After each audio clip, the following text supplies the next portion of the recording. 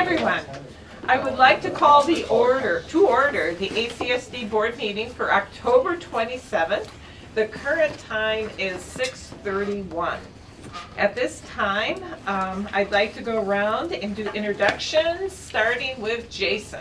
Jason Chow. Ron McAuliffe. Jamie McCallum. Steve Cash. Laura Hartham. Mary Heather Noble. Steve Orzek. Trisha Allen. Wendy Baker. Barbara Wilson. Suzanne Buck. Melba Gledwin. Terry Burns. And for admin in the room, please introduce yourselves. Courtney Cron, Director of Teaching and Learning. Sonia Incline, Director of Equity, Inclusion, and Restorative Practices. Nellie Colazo, Assistant Superintendent. Frank Parenti, Director of Finance and Operations. Bruce McIntyre, Director of Facilities. Emily Westine, Director of Communications and Engagement. Christina Johnston, Principal at Weybridge. Awesome, thank you so much. And Ellie's online. And, I'm sorry?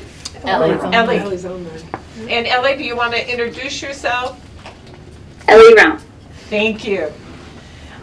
Next up, I would like to entertain a motion to adopt the agenda. I'll approve the agenda as warned. A second? Second. Any discussion? Seeing none. All those in favor of approving the agenda as warned, please indicate by saying aye. Aye. Any opposed? Any abstentions? Okay, the agenda has been approved. Up next is our first public comment period. And as our normal practice, folks are given up to 3 minutes to make a public comment. And please, as indicated on the agenda, please keep public comments to really address the board, but they cannot be focused on personnel, students, or legal matters at this time. And we're really welcome any public comments. Is there anyone in the room that would like to make a public comment? Anyone online who would like to make a public comment? If so, please raise your Zoom hand. Molly Wickers. Okay, so if you could bring Molly over so she could speak. Hi, can you hear me? Yes, we can. Thank you, Molly. Hi. Just one little detail. I don't know if you want this or don't want this, but I'm just seeing Dave's screen share right now on the Zoom. I don't know if you want to unshare it or if it's, I just can't see any of your all's faces. Oh, that's horrible.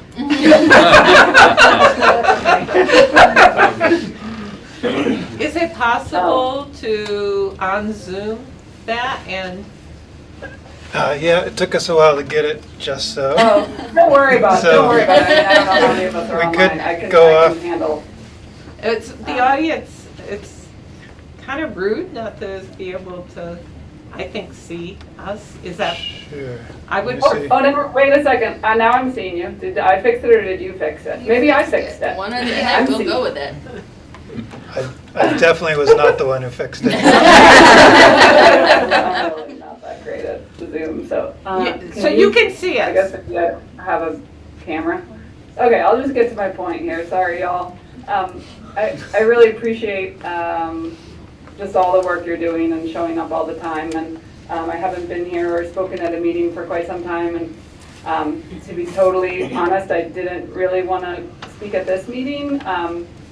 I just feel a bit compelled because I've been so involved in the whole conversation around the Ripton School for so long, and I don't want my own silence or our community's, relative silence, if there is, to reflect the fact that this doesn't really matter to us. It matters deeply, and it's mattered for so long, and I think there's a degree of sadness and resignation, and that's at least personally affects my own engagement. And I struggled tonight because I didn't want to speak. I realize I don't want to speak for my community in this moment because it's such a what I'm going to reflect is that I've come to believe that the Ripton school should be closed so that our own community can have the building back. And to speak for our whole community feels wrong because it's not what any of us want or what a huge proportion, I won't speak for everyone, but all of us for years have been dedicated to keeping our school open. And so there's a real dissonance for me now where my opinion no longer aligns with my deepest values, and that's like a hard place to be coming from. And so I just want to share that I don't think most of us don't wish that we were here. And I certainly never imagined going to an ACSD board meeting and asking for the ACSD to close our school. That's actually the inverse of what I ever believed. But I really appreciate the opportunity to engage with Dave Hohenschau, and I was part of a group that these issues and sort of helped steer the conversation this summer and fall around it. And I appreciate that opportunity to have those conversations. And in this more public setting, I know to keep my words more proper, but I think I can still say it. It still feels like we're polishing a turd here. That's my language. It's not where any of us really want to be, and I think we got here for a lot of reasons and a long chipping away at sort of the integrity of our school, and we're at a point now where I don't see a path forward that vibrancy and integrity can be restored in the context of the ACSD, although I wish it could. And so, I just ask you all to listen carefully to Dave's presentation and, hear some of those numbers and hear how those numbers and questions got reflected from our whole community, because again, I don't want to speak for them tonight. That's too hard for me to do. But I appreciate you all considering this, and I'll be hopefully listening in if my pager doesn't go off. And so if I think of something more to say, I'll say it at the end. Thank you, Molly. I really appreciate you speaking, and I know how hard it is, so thank you so much. Anyone else who would like to make a public comment?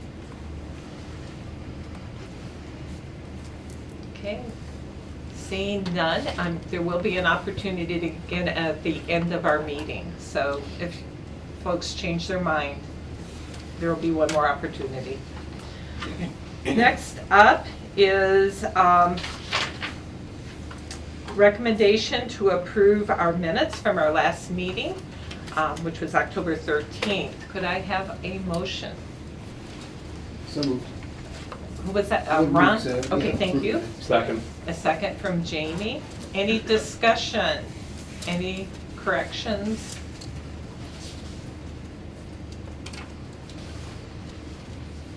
Seeing none, all those in favor of approving the minutes of October 13th, please indicate by saying aye. Aye. Any opposed? Any abstentions?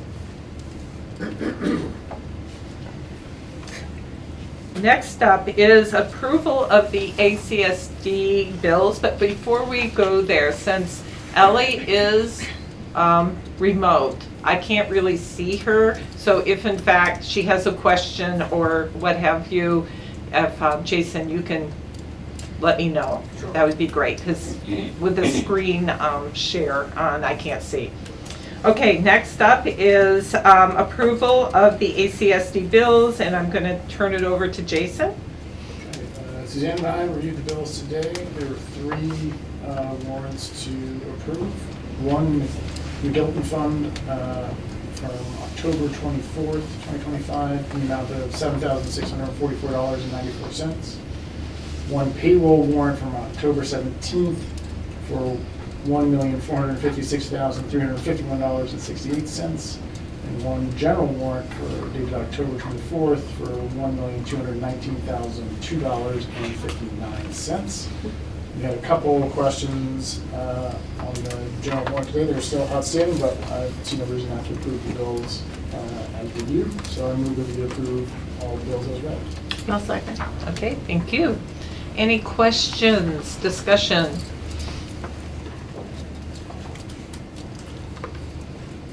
Seeing none.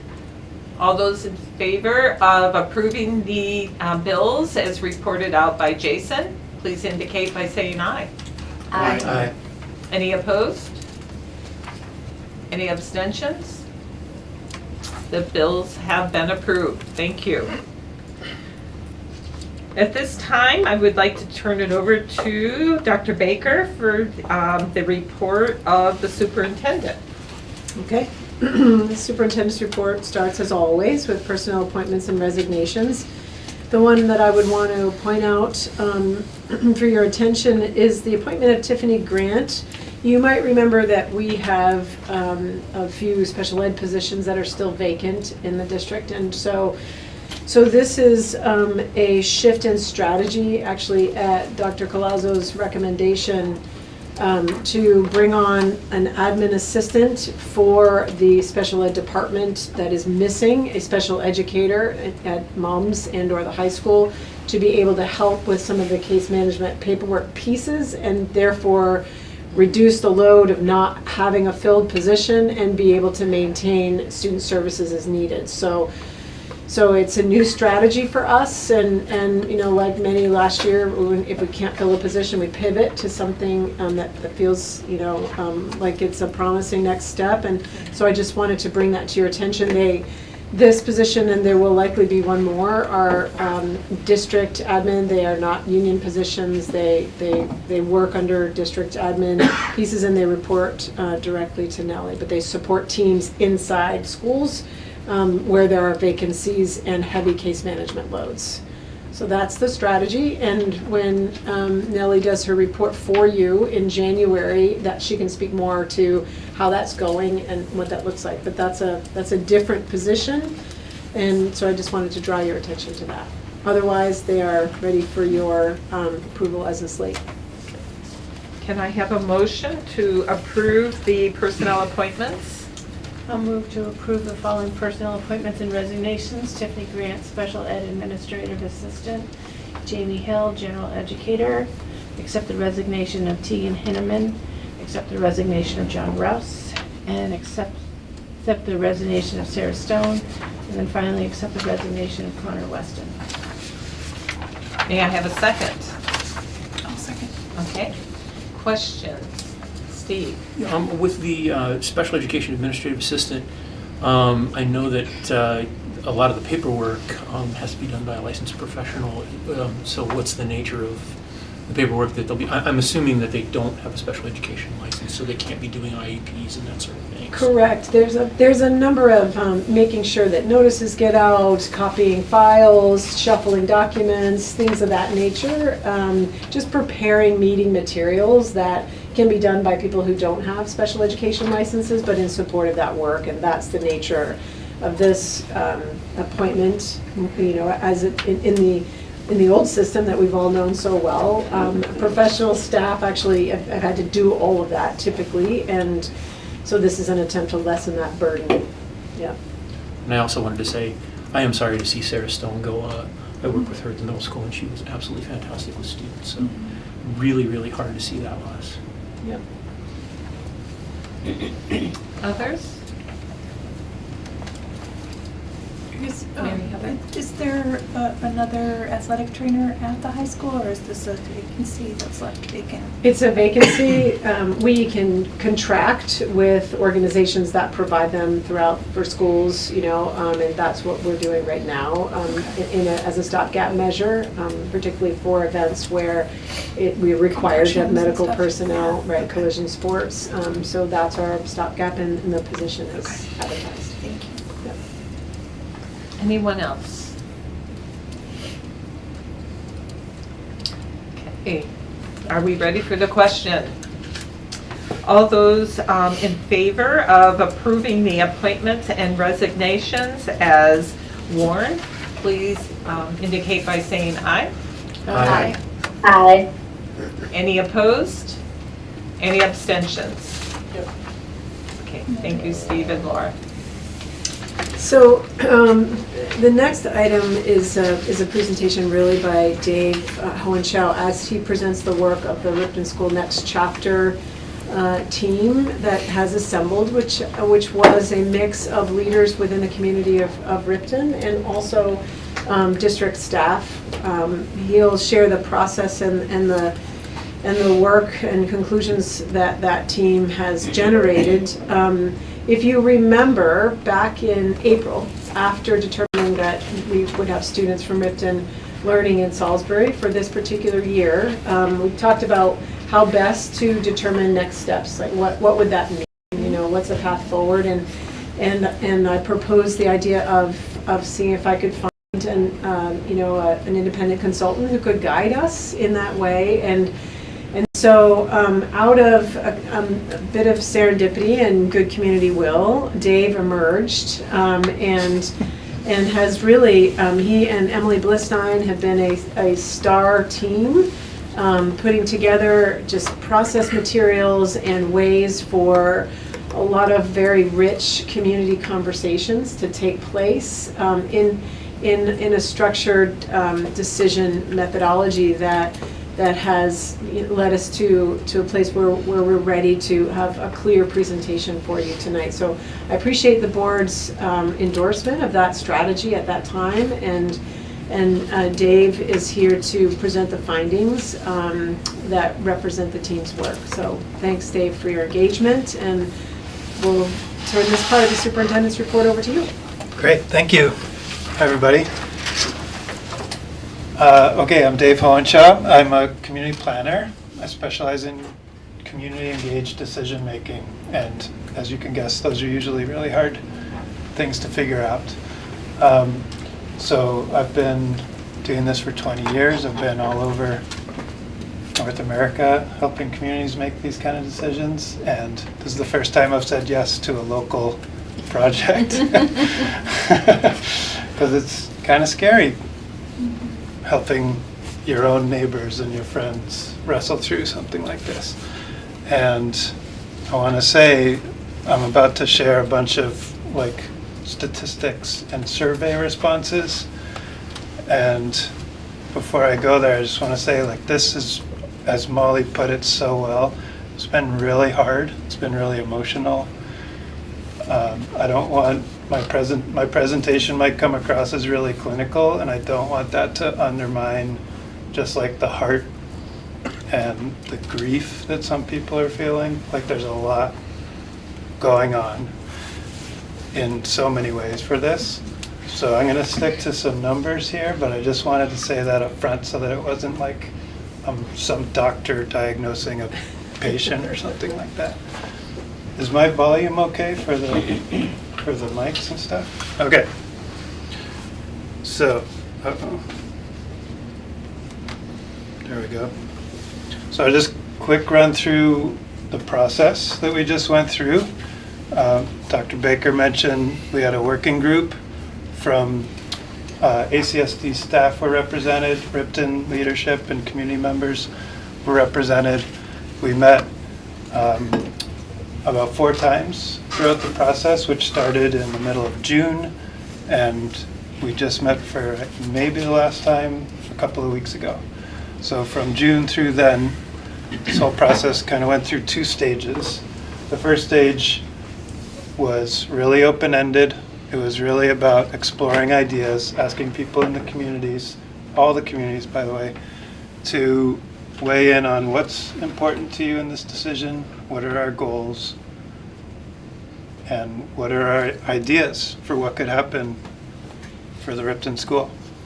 And that was effectively the first stage. The second stage was, okay, we've heard all these ideas.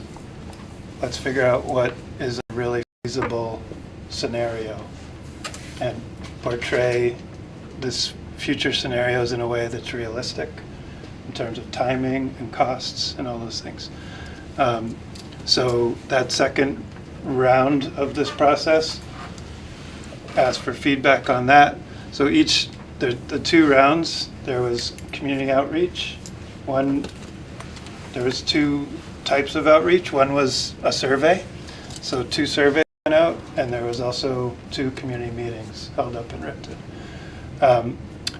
Participation was out of this world, I gotta say. Obviously, it's an important topic that motivated a lot of people, but as a community planner, I run around trying to get people to talk about all kinds of really boring things. And participation is usually tough to get. A lot of people showed up. The surveys had about 250 responses each, about half of which were from Ripton, which is amazing for such a small town. And the community meetings, there was about 50 at the first one and about 40 at the second one. All right. So there is a report that was provided along with this presentation. I'm not going to walk through the report so much as I'm just going to walk through some of the critical questions that you probably have been asking, that everybody's been asking. Could there be a Ripton K-5 elementary program again? Could there be some other way to support a K-5 program in Ripton besides a traditional K-5? Is there some other use that the ACSD could use the facility for, if not a K-5? And what would that look like? So besides just ideas, what would the scenario actually look like if the ACSD kept the property for some educational programming? And then the last question, how do Ripton and other ACSD participants in the process feel about those options? So I'm going to walk through those one at a time. I should say a quick caveat. I want to make sure when I say Ripton or ACSD that I'm talking about the participants in this process. Like Molly said, like she doesn't want to represent the whole town. If I accidentally say Ripton residents, I mean just be saying Ripton participants in this process. So obviously not everybody participated, so. Okay, so the first question, could there be a Ripton K-5 again someday? So there's 2 graphs on this slide. The first one is average enrollment per grade since 1989. And the second graph is actual enrollment per grade since 2015. So a couple things that we're looking for when we're talking about could there be a K-5 again someday is how many kids do we need to have the school operating? And the minimum answer to that is 30, right? So if the minimum class size is 10 per blended grade and there's 6 grades, it's 30 kids. So we're hoping for 30 kids to be able to float the school again. When you look at the enrollment over time, there's a couple things to point out in terms of trends. One is up until the early 2000s, the lows were in the high 6s in terms of average per grade. And since then, those have been the highs. And this reflects a trend. I have to say, demographic trends work really well when you're talking about thousands and thousands of people. Projecting demographic trends for 500 people is like not that easy, right? But you can look at some things and see how they reflect greater trends. So what this reflects is Vermont-wide, America-wide, pretty much globally, there's less and less kids and more seniors. And that's like a 20-year, that's been happening for a very long time and is projected to continue. So enrollments are going down. There's a lot of indicators of that, like there used to be 6 independent elementary schools in this county, now there's 2. So independent schools are getting it as well. I think this is something we all know. That being said, there's not really a watertight, absolute answer to this question of could enrollment go up again someday. But when you look at the numbers, there's not really any version of the numbers where you could project an increase in enrollment. Like there's none of the big trends and none of the local trends say, we could be optimistic about this, all right? So if we're looking for 30 kids at some point in the future, we look at enrollment now, and we look at at how many kids are in town right now. So again, like the American Community Survey said there was something like 5 kids in town under 5 years old. And right away everybody in Ripton said, that's wrong. And they counted it up on a sheet of paper, and they are confidently estimated there's 25 kids under 5. I didn't get the exact spread of that, whether there's 12 2-year-olds and 3 4-year-olds. But regardless, if you look at the current low enrollment and that moving up through the grades and bringing in a few kids every year over the next 5 years, there's really no way to predict that at least in the next 5 years, there would be 30 kids to keep up the school. All right? And that, like I said, is against all these other long-term trends, one of which that we can count in Ripton is housing supply. And this is a known issue. In 20 years, there's been no gain in the number of houses in Ripton. It went up a little bit and then went back down again because occupied versus not occupied housing. Real estate sales in the last 8 years have gone from 8 per year to about 4 per year. So there's not a lot of churn with families coming and going. All that being said, again, there's not a lot pointing to being optimistic. So I'm sorry I can't be more affirmative and definitive about this, but it comes down to a lot of maybes. So there's short-term maybes and long-term maybes, and then some unknowns. The short-term maybes, all 25 kids that are in Ripton right now stay in town, they don't move away. All those kids' families choose to send them to public school. Maybe some more families move in. Maybe some school choice towns choose to send their kids to Ripton. Long-term maybes are harder to fight against because those are those big, there's names for it, like the demographic cliff and things like that to make it sound really dramatic, but it's real. And then the other unknown is Act 73, which it's not super clear yet how that's going to be implemented, but even the count of having 30 kids would, under Act 73, go up to 36, which makes all the maybes even more maybe. Okay?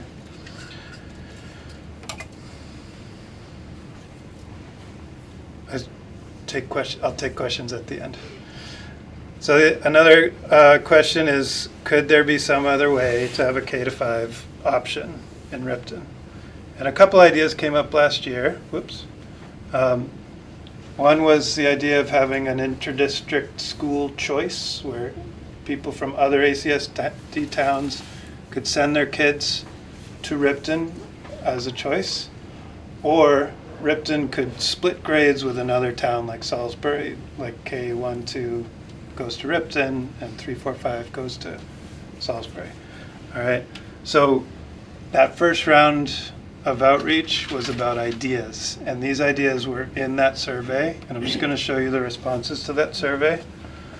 And they're split by Ripton families, Ripton participants' responses, and people responding who don't live in Ripton.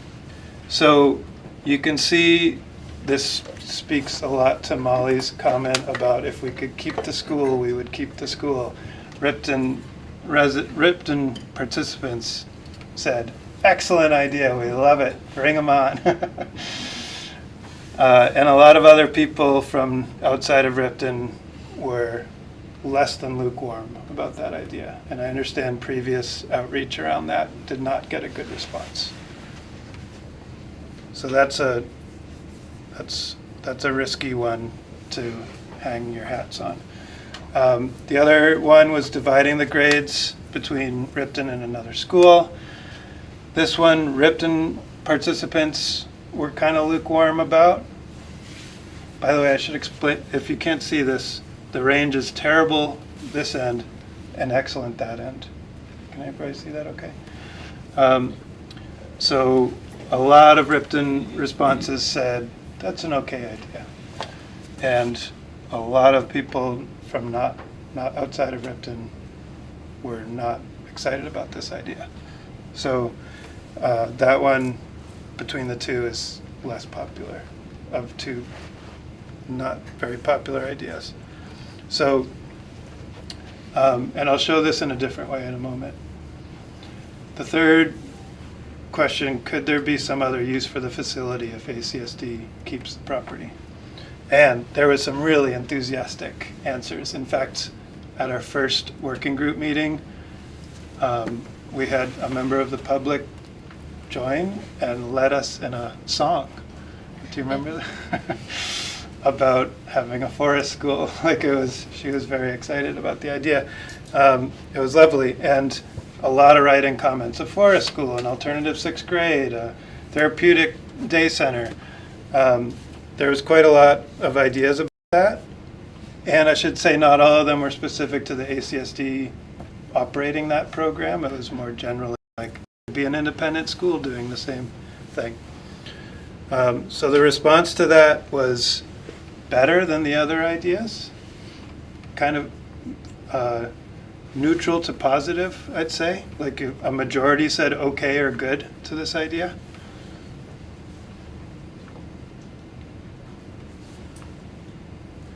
And then so I'm going to show this in a different way, where there was actually 14 ideas that were in the first survey, besides the write-in things. These were pre-filled out in the survey. And if you take all the responses and rank them from the most popular ideas to the least popular, let's start with Ripton residents. So the ones that are highlight in this stack of ideas are the ones that are ACSD-owned programs. And the highlight one is the alternative school program. So when you look at the top four, and this is true for both Ripton participants and non-Ripton participants, the first four were the same, and they're all Ripton owning the property and running programs there.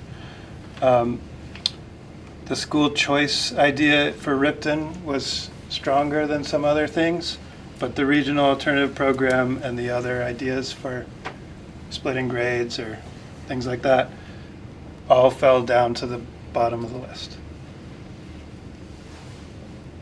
So this is the same list ranked by non-Ripton participants in the process, and you can see all three ideas that were about splitting grades or sending kids in from other towns. Those were the bottom of the list in terms of responses, and the regional program was still only number 8, so it fell short compared to a lot of the other ideas, which I'll get into in a moment. So the second round of outreach was about presenting these ideas as real scenarios with timelines and costs to really help people understand what it would look like to see one of those programs through. So I'm going to show you a couple of those focused on the ACSD continuing to operate the property.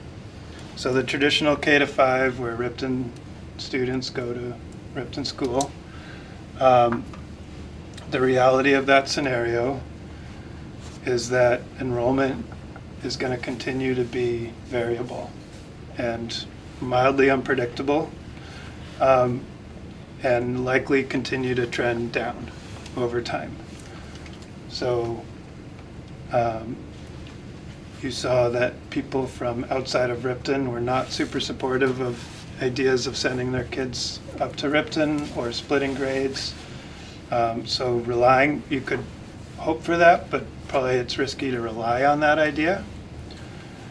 And generally speaking, committing to the idea of keeping the school a traditional K-5 would go alongside being committed to trying to keep it going despite really unpredictable and low enrollments. So timeline, short term, for certain over the next 5 years, it would be under enrolled. Long term, there may be a year when there is enough kids to have the minimum classroom size requirement met. And then certainly people will say, oh, we should have kept the school open, supposing it's closed. But the following year and the year after that, it's going to be hard to ever know if there'd be that many kids again. Okay, so it's a unpredictable, uncertain future to pursue that idea. And then again, Act 73 throws this higher minimum class size expectation into that mix. So however long it takes to implement that standard will kick in and make this even more uncertain. Costs, these numbers were provided by ACSD staff. The cost to run the program, a K-5 program in Ripton, would be $580,000 more than the cost of educating the same students in an already staffed facility. Okay, so option 2, the alternative programming idea. A couple of things about that. Right now there's no current program that needs the space. So there's no overflow happening somewhere for a program that needs to relocate up to Ripton. There's also no active plans to create a forest school or an alternative 6th grade or anything like that. So the reality of that is that it would take some years to plan, and finance and implement, right? So the timeline for that is that short term, the ACSD would hold the property, keep the doors open, and during that time be planning for some alternative program to start. And then in the long term, the ACSD would fund and implement that program. So the cost for that, again, keeping the doors open costs $60,000 a year, and running a small program at the school that's not a fully enrolled 30-student program, but a smaller program, would cost about $250,000 to $300,000 more than it would cost to run the same program in an already staffed facility. So those costs are staff, transportation, and property maintenance. So it's not a per student thing. Okay, so last question, how do people feel about these scenarios? This is the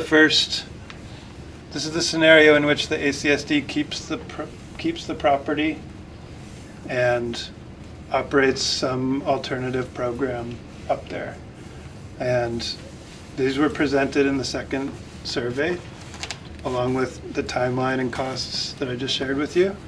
So from the popularity of an idea to the popularity of what that really looks like to implement. And I would say a big piece of that for people, and you'll see this in some quotes, is the idea of the building sitting there unoccupied for an unknown number of years. But the response is, oh, by the way, the green is how Ripton participants responded, and the blue is the percentage of not Ripton responses. So 63% of Ripton participants said they somewhat or strongly oppose the idea of the ACSD keeping the property. And a similar 67% of non-Ripton participants said the same. And I wanted to bring some of the humanity into these numbers, so I just pulled some quotes from the survey responses.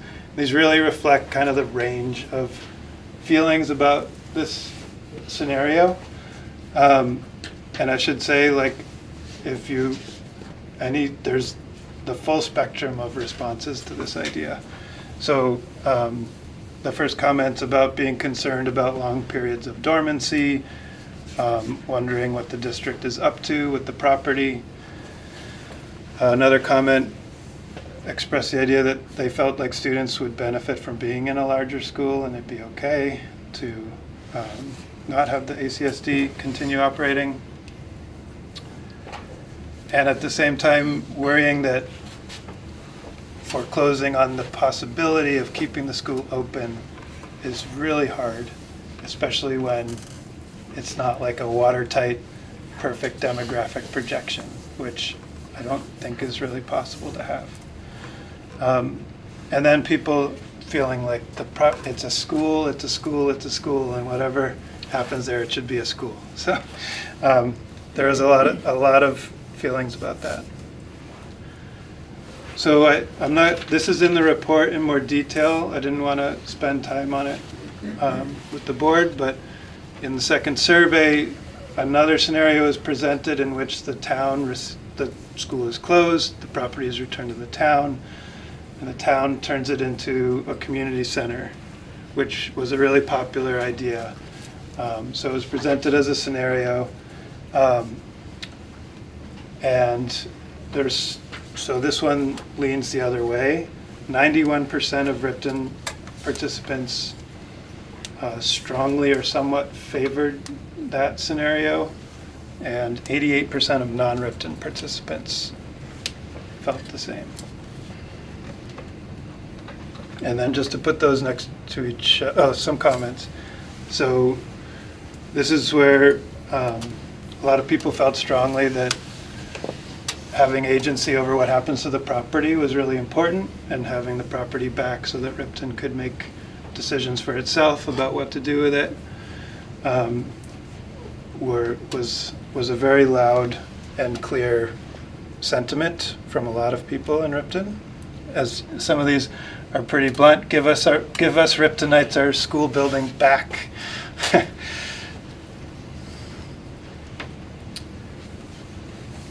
So just putting those side by side, ACSD scenarios on the left, showing a majority opposing that scenario. The Ripton scenarios on the right, showing a majority favoring that scenario. And then just one more response. When we asked about goals in the first survey, we said, how important are these goals to you? Not at all, a little bit, or a lot, basically. And with those responses, I was able to rank which goals were most important to participants from Ripton and from not in Ripton.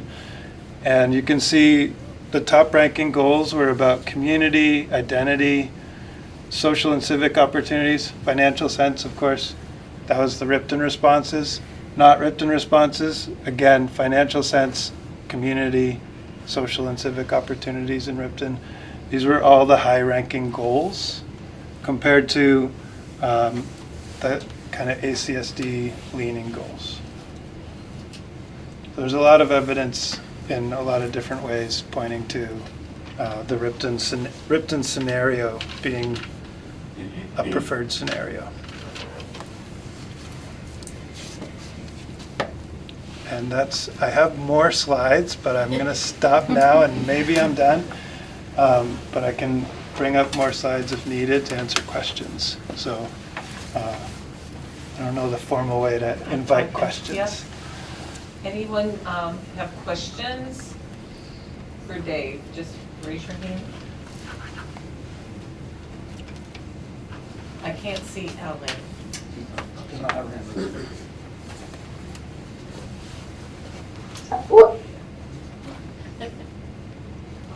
Did you have a question, Ellen? I do not have a question, no, but thanks for checking. Okay. You're welcome. Ron? I was just curious, Dave, if you had any success reaching out to families who do not currently or have not sent their children to public schools, and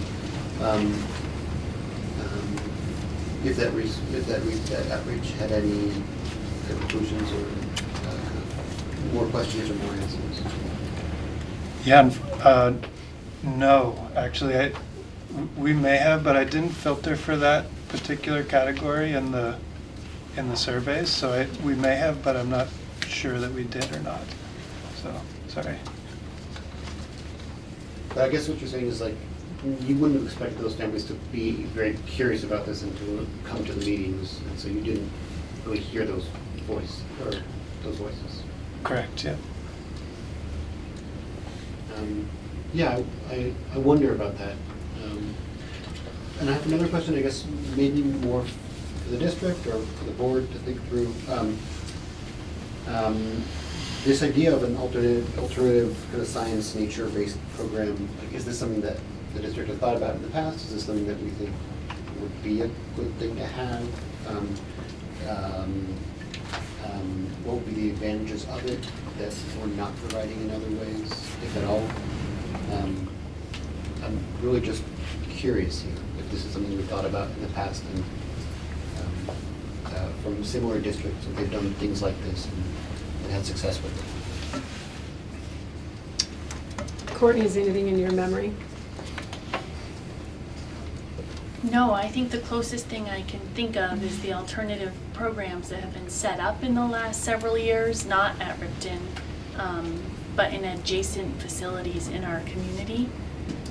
I can't think of any particular ACSD-driven initiative to start, say, a forest school in anywhere that I'm aware of.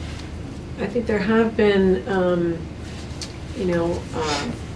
conversations about the use of the facility as a science center so that, all the third graders across the district, for example, might be able to come up and spend some time for like a week at a time for a unit where resources that are difficult to bring across schools might be able to be concentrated. I think Amy Clapp would be somebody who could come in and talk a lot about that sort of vision and what that might look like. I think the question on the district's mind really is what is the relationship between a usage of that and our desire to be respectful of the preferences of the participants and residents in Ripton who have envisioned this building as providing a K-5 education for the students in Ripton. And so that's not necessarily a direction that we've pursued at this point, in deference to that process. Steve. The alternative education option, but it was for high school students, was the Walden program. And it was an all-outdoor education program for the last 2 years, junior and senior of high school. The Walden program did eventually fold for the same reasons that we're seeing with Ripton, lack of enrollment and demographic pressure, and they couldn't justify the expense of having an outdoor. And it was a great program, loved it, supported it, but it's expensive, and you have to have a certain number of people participate in it, and that was at the high school level. Mm-hmm. I would encourage you to think about what would happen when kindergartners are out there in sub-zero weather in the winter, because that was a challenge. The high schoolers didn't like it either. I think our awareness is that if the building is utilized for an alternative program, that deepens something that we already have. That's an additional cost in a time when that's a hard conversation. Also, as you know, many of our alternative programs we have brought into our fold as a way of making the experience more permeable for our students, but also managing our budget in a manner that just pays very careful attention to the use of every dollar to the best ability we have. So it's not something that we've pursued now. Certainly, if that were the will of the board, those are the things that we would begin to investigate, and we would present a budget to you accordingly, with enough room to be able to make something work successfully. Other questions? Mary Heather. I have a question that I'm not sure can be answered fully, but it's something that kind of came up when I was reading the report. And what caught my eye was a participant response around if Ripton were to assume control of the facility and then sell it, that there's a clause in the Articles of Agreement about reimbursement to ACSD for any improvements made. And there's a timeline on it, like if it's sold within 5 years. And I don't recall, because I wasn't on the board when all the unification agreements were happening. I don't know if this is unique to ACSD's Articles of Agreement or if it's something that's pretty common among lots of other school districts across Vermont. But I noted some agitation of participants around this, and I'm just curious if anyone has experience with how that came to be, whether there's flexibility with that. I'm just curious if anybody has thoughts on that. I don't have experience with how it came to be, but I can say that in circumstances where that sort of thing is a topic of conversation, typically attorneys and accountants determine what counts as a capital investment and, what the best way to consider that is. And so that is typically a negotiations process, that we would not really be able to have enough specific information to speak to at this stage. For those who have been on the board longer, can they address Mary Heather's question? I don't know for sure. Go ahead, Steve. It's kind of always been an agreement, and I'm not even sure that it might be in statute about the consolidation stuff, that when you buy a property, that the school district bought it for $1 from the owning, like the municipality, and that you sell it back for $1. And that's always been so when people were saying, I hope they don't think they're going to make a profit on Ripton, and it was like, no, we've known from the beginning that it's a $1 transaction, $1, not multiple dollars. So, and this was before consolidation even. This was a conversation that was happening in Addison Northwest when they talked about closing Addison School. And so that's just always been the way it has been in Vermont. And so I don't know that, now the clause about the 5 years, that I'm not sure about whether you can sell it within 5 years and not owe the capital recovery costs, because. Yeah, I just was curious about the origin, and it definitely seemed to be a rub. And so I just wanted to kind of ask about it, because it's an important thing in terms of moving forward. So I also believe that when we had to, by state statute, plan for how to assume debt, and then how to, should something close, how to kind of alleviate whatever debt had been assumed and whatever debt continued when you had purchase of the school, so that was part of it. I know that all of this was run through numerous lawyers and state statutes, and pretty much everything was trying to, cross all the T's and dot all the I's to make sure that we met everything that the law was requiring.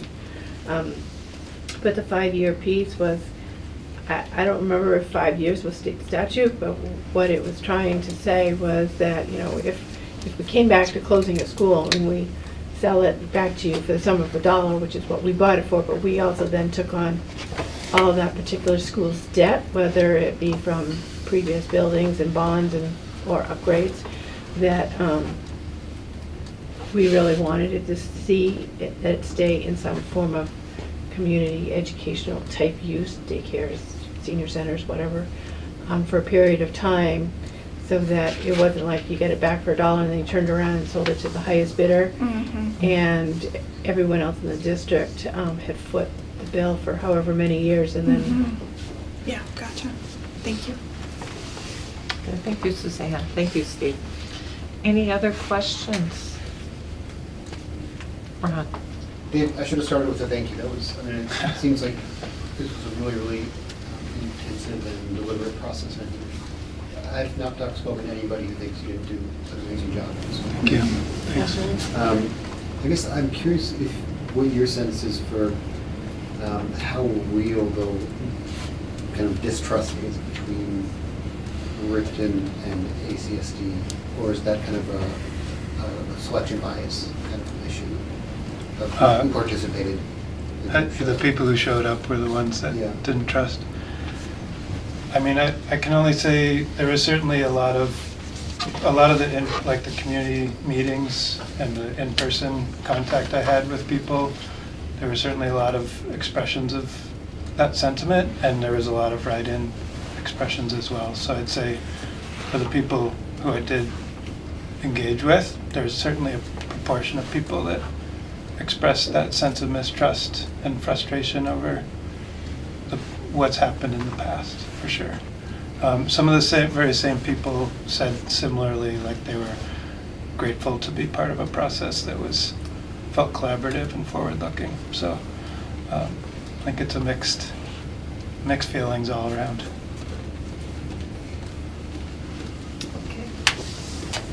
Anyone? Steve? Yeah, I'm curious, there's the line in there that running a class size compliant K-5 elementary school there would cost approximately $580,000 more than the cost of educating the same students in an already staffed building. Could you or could someone explain that to me in a little more detail? And does that factor in the reality that those students will have to be educated somewhere? Like additional busing that would have to take place if that school isn't operating, or is that just like $580,000 for these students, but then not the recognition that those students don't disappear? They have to go somewhere else. Is Right. that like in that number? So it's about $225,000 to educate the students of Ripton in Salisbury, which is where they largely are at the moment. And the difference between that and what it would cost to educate them in Ripton are things like a principal, which we already have one, so we don't need another one. Another food service, another custodian, another. You have when they're educated inside a building, they're not needing. We brought one teacher over, as opposed to 3 staff members. There are some of the arts, movement, Spanish, and PE staff that were already there. We might have increased their FTE a little bit, but it's not the same as having to be in a separate school, start a program. It doesn't take quite as much time to do that. So in a nutshell, that's the nature of the cost shifting that goes on, is that you don't need as many things that are standalone and redundant when they're not in a standalone building. So, but it does include all the costs that we have brought over with the students, and hopefully, that gives you a sense of the difference between the two. So that $580K, you wouldn't subtract that $225K from that? Correct. Yeah, the 225 is on top of the 580. Yeah. And that's food service, custodians, FTEs is what makes up the balance of that 580. Administration, that's and these are salaries and benefits, so it doesn't take very long for all of that to add up pretty quickly.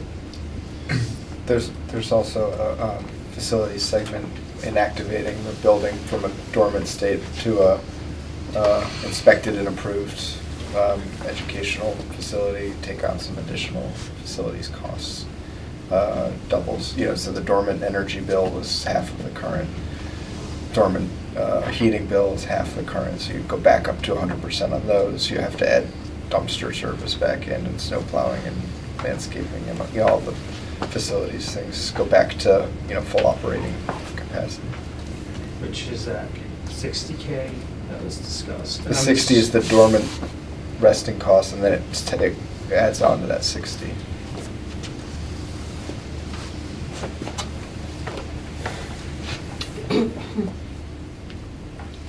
Any other questions?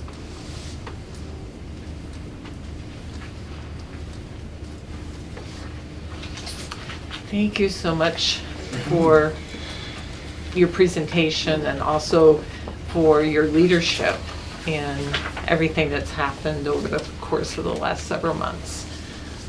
It's it's a hard thing, you know, that we're faced with. And for me, it's really great to know that we've gone through a very solid process that we have and allow people to participate in that process. So thank you for your leadership in doing that. Thank you. It was really nice to work with my friends and neighbors for once. Yes, Used good. to, like flying away to faraway places. So it was actually really a pleasure. Thank you. Thank you so much. Thank you so much, Dave. Thanks, Dave. All right, I'm gonna. Okay, next on the agenda is a possible board action, and I want to talk about that a little bit. This action is not an action to close the school. It's an action to follow the charter, to do more due diligence that the charter requires. Remember the charter change that happened back, I think it was 2022, 2023.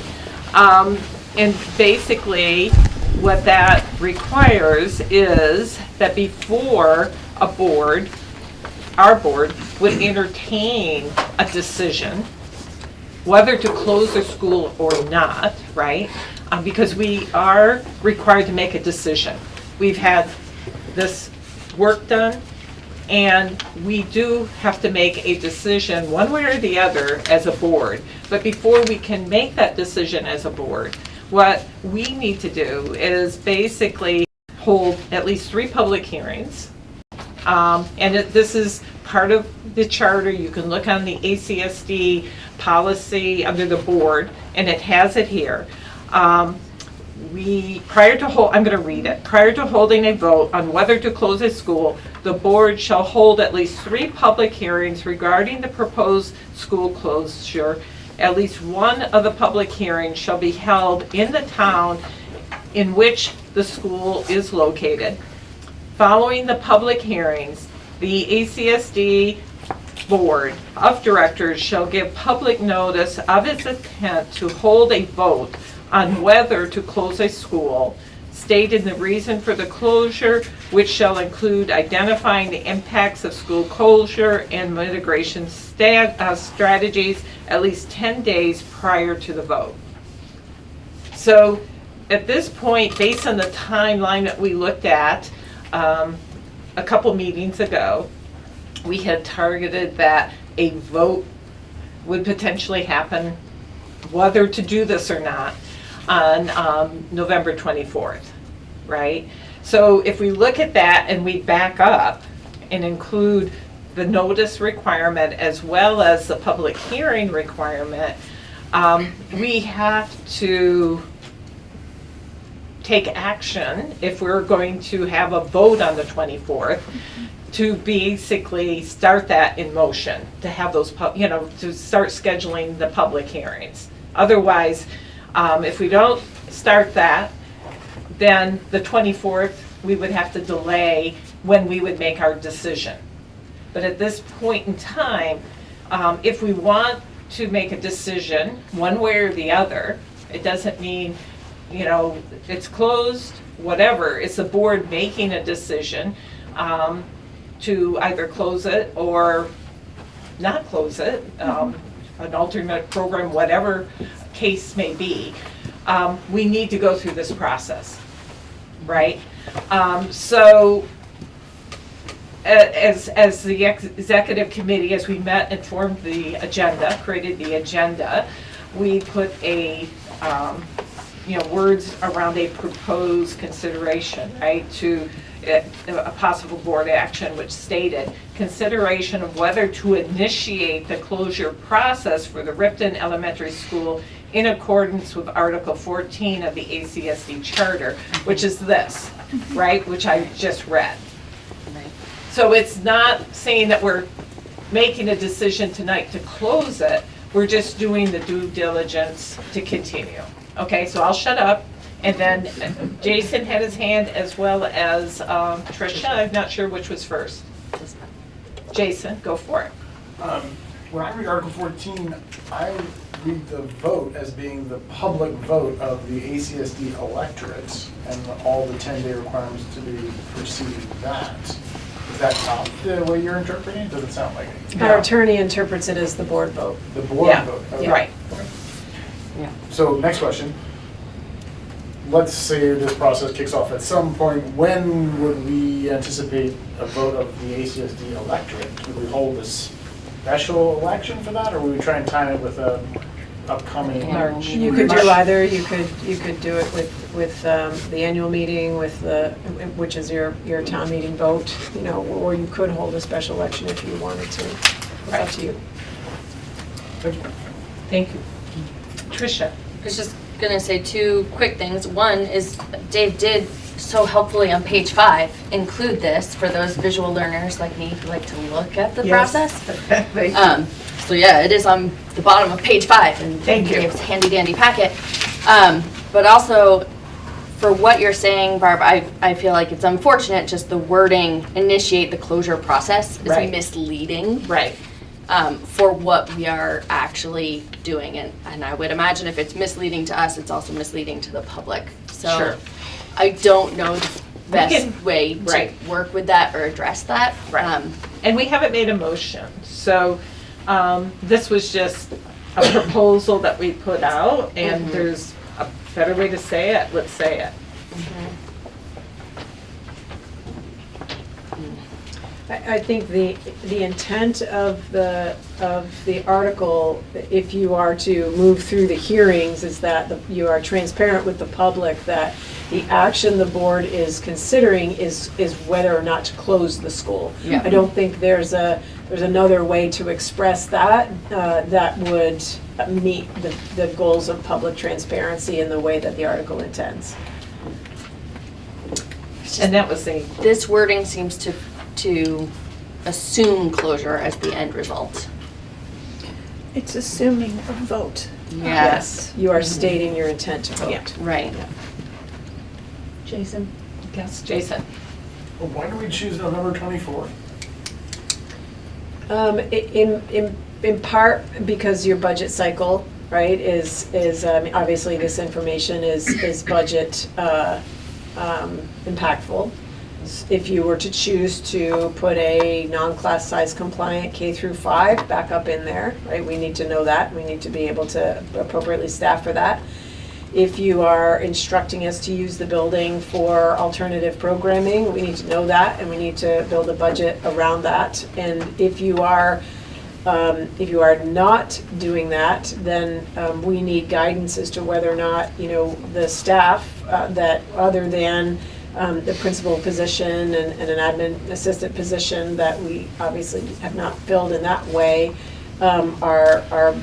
how is that going to be handled? You know, those are things that need to be discussed in the budget process. Which your first draft of a budget comes to you December 8th. So I think that's why initially the conversation was planted for that day, so that you could at the very least give us guidance as to how you would like us to plan for the 2026-27 academic year for that building and those students. Jamie? Can you remind me about the relationship between the vote we're planning for and the fate of the building? Like when we vote to, let's just say the vote ends in a decision to close the school. What then with the discussion that Dave walked us through, the options and whatnot? Right. Then the district shall offer the town the building back for $1. That's in the same breath, basically? Yes, Okay. the town does not have to accept the building. Okay. That would be something that they would, put an article, probably on a concurrent article on their wanting to be able to get advice from the town around. Okay. If they don't accept the building, then, there are other things that might take place. And that is state statute. Okay. And so that there's a board vote on that. Is there also a district-wide vote on that issue too? Yes, so if the, well, not on what happens with the building. Not So- on what happens to the building? Correct. So Okay, that okay. If the board votes with a supermajority, so if you do choose to hold a vote on the 24th, you'd want to make sure you have a quorum that would allow for a supermajority. So if the board votes with a supermajority, if you choose to advance it to the townspeople for closure, then, and the town, or the towns, the ACSD electorate chooses to go along with closure, then the district shall offer the town the building. And that is the next step that occurs. I also believe those votes are not commingled. They are commingled. They are commingled? Yes, they are all commingled. That was specified in the Yeah. change that was made too.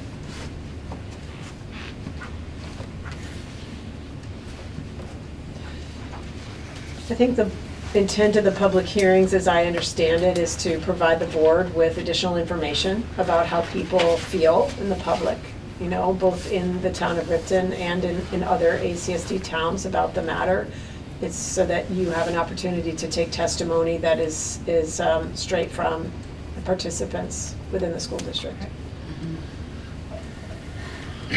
Sorry, so I'm dense tonight. So there's no universe in which the entire district changes the vote on what to do with the building. Correct. They could, however, vote differently than the board on the other matter. Correct. Okay, thank you.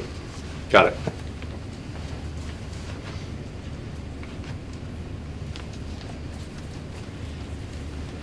So if someone could think of a slightly different wording, you know, for a motion, that would be fine, or we could go with the, you know, motion that was presented on the agenda.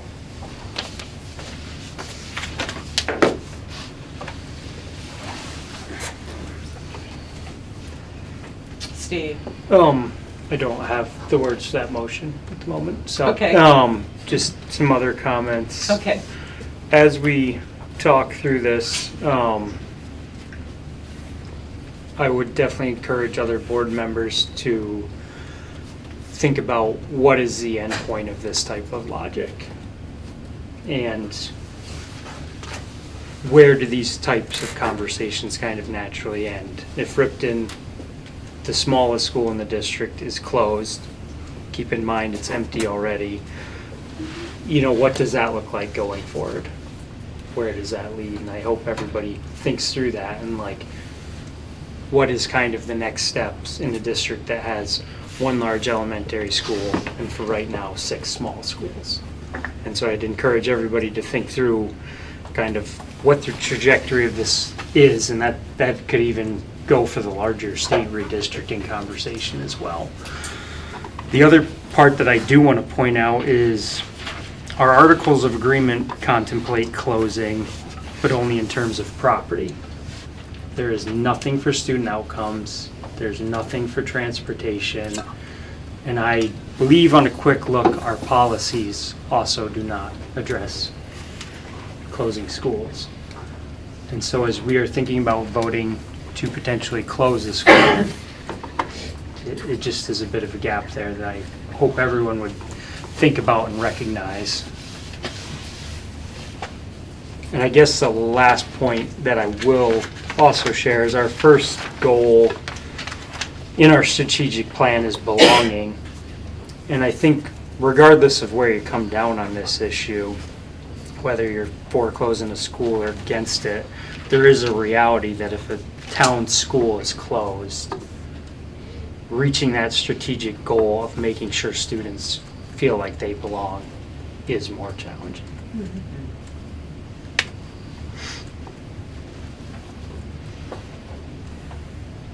Okay.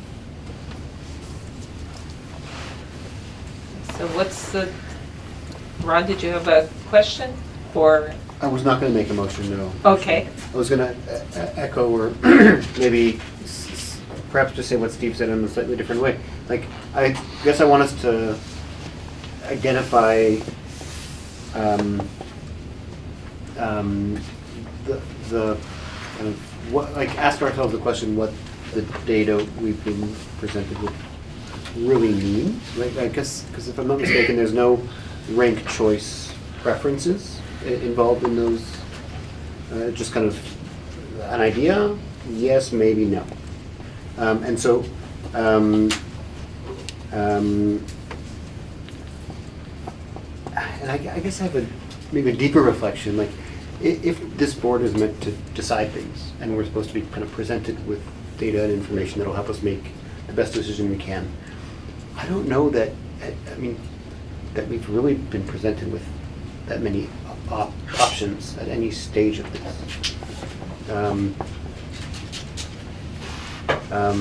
Which is, you know, maybe we've just come back to square one of, you know, we're polishing a turd. Like, this is just not a good situation to be in, sure. Yeah, I guess I do sort of feel like as much discussion as has happened here, we've had a weekend, basically, to read this and reflect on it. And I think there is a place for a bit of patience and deliberation. And maybe, I'm not sure if 2 weeks makes a big difference in this situation. I'm not kind of in the weeds on that stuff, but there's a case to be made for us to come back in 2 weeks and vote then.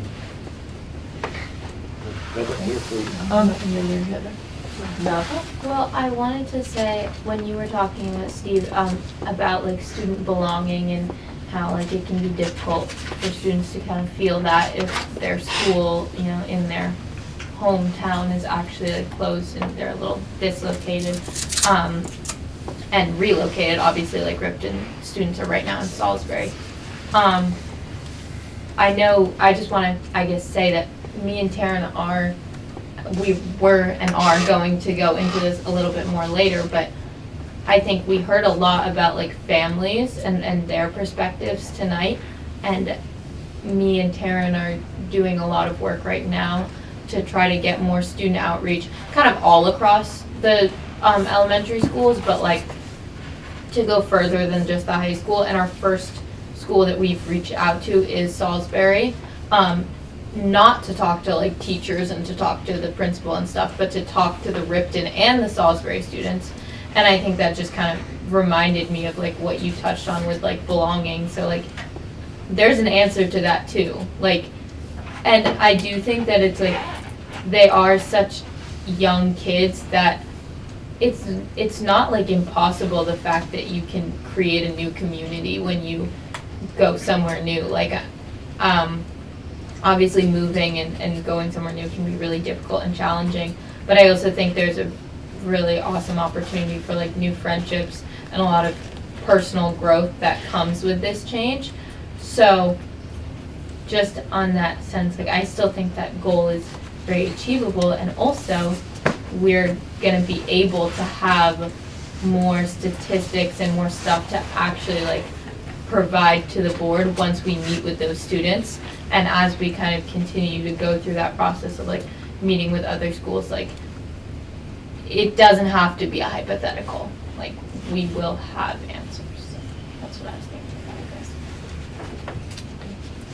guess. Okay, Mary Heather. I would defer to Taryn just to follow Nava. Okay. Just following up on Nava, coming from someone who comes from a small school, I come from Shoreham. I only had 5 kids in my grade, including me. It's definitely real that it's different types of belonging, going from a small school to a bigger school at the middle school. But I also would argue it's a stronger sense of belonging when you go to a bigger school rather than a smaller school, because we all have our own passions and interests, so it is rather harder sometimes to create belonging in smaller schools than it would be bigger schools. Thank you. Mary Heather, did you want to? Yeah, I guess I want to visit this idea of delaying for a couple of weeks. I guess I have to question the motivation for it. If we've just had Dave and Emily work very closely with a very enthusiastic group of Ripton participants to spend an extraordinary amount of time out of their personal schedules to investigate options, to come up with a lot of different ideas, and then, you know, research those ideas, ask for additional information, and then really make the effort to survey both Ripton residents and the greater ACSD community. And I'm not familiar enough with survey statistics to know, you know, what's good high participation versus low participation, but my sense is this was a pretty well participated process. But we were just given a pretty thorough review of ideas and which ones kind of rose to the top as realistic possibilities. And then, you know, how people felt about those realistic possibilities. And the data that have been presented are pretty clear, both from Ripton participants and from ACSD participants, that what's favorable to everyone who did participate is to return the school to Ripton so that Ripton residents have some agency over what happens in that building. That was pretty clearly communicated in the report. That's what I saw. And so the idea that we would delay to spend more time on data that are pretty clear already, I'm not sure I follow the logic to that. It would be different if we were still in the process of gathering information about other ideas to pursue or chasing down other participants. But it seems to me that the engagement that we got is the engagement we're gonna get. And again, this process of taking a vote on whether or not to investigate whether or not we would actually want to close this, which then means we put it out to our electorate to make the decision. You know, this is a multi-step process.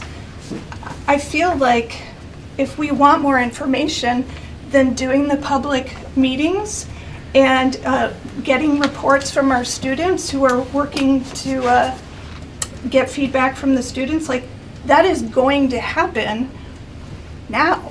And in fact, we can move forward with that planning if we move forward with initiating this process. So I guess I don't know that additional digestion is going to actually get us anything more than we already have right in front of us. So that's what I would say. And Steve and Tricia, who was? Tricia was first. Okay, Tricia. Well, I think just kind of building off of what Mary Heather is saying, again, I am not making a motion, but assuming a motion was made, we would really just be saying, yes, we want to have 3 public hearings about this topic in order to receive information from the public to help us make a decision. No later than November 14th, we will say there will be a vote, yay or nay, on whether we keep Ripton School or not within ACSD. The 24th. The 14th would be the warning. warning. Oh, the warning. Warning. Got it. And then the 24th would be the big vote, the big question. So the tiptoed around motion right now isn't the vote yes or no, Ripton School and ACSD or not in ACSD. It is, do we want to move forward and get 3 public meetings and then hold a vote afterwards? Is that Steve?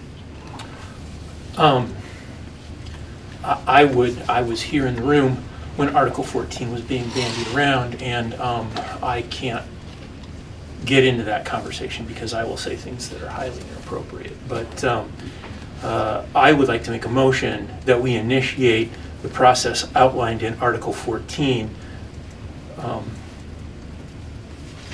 discussing the closure of Ripton Elementary School. discussing? Hang on, I just want to get that right.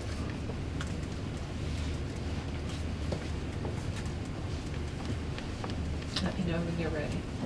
I guess, do you want any other words besides just discussing? what else can we say? Because Article 14 is worded in such a way. Okay, so here's what I have. Motion to initiate the process outlined in Article 14 discussing the closure of Ripton Elementary School. Yes. Okay. How the article discusses the closure? Yeah. Not that the board is Yeah. discussing the Right. closure. We have a motion on the floor. Is there a second to that motion? I'll second that motion. Okay. Is there just any discussion around that motion? Steve? I have a couple of points, but I'll get back to the motion. I did, and this is kind of picking up on some of Ron's threads, but I did want to just acknowledge Dave's great work throughout all of this. I think everyone can feel the weight of this issue in the room, and I thought he did a great job. And I've heard that from others as well. I don't think Dave's conclusions are wrong, and it's not for me to speak for any town or part of a district, but my understanding is the conclusions that Dave got to are accurate. And I don't have the data to prove that, but I think they're on point and correct as far as I've understood the situation. That doesn't mean they're not hard conclusions. I certainly did not join a school board to close schools. Maybe some other people up here, that is your driving force for joining school boards.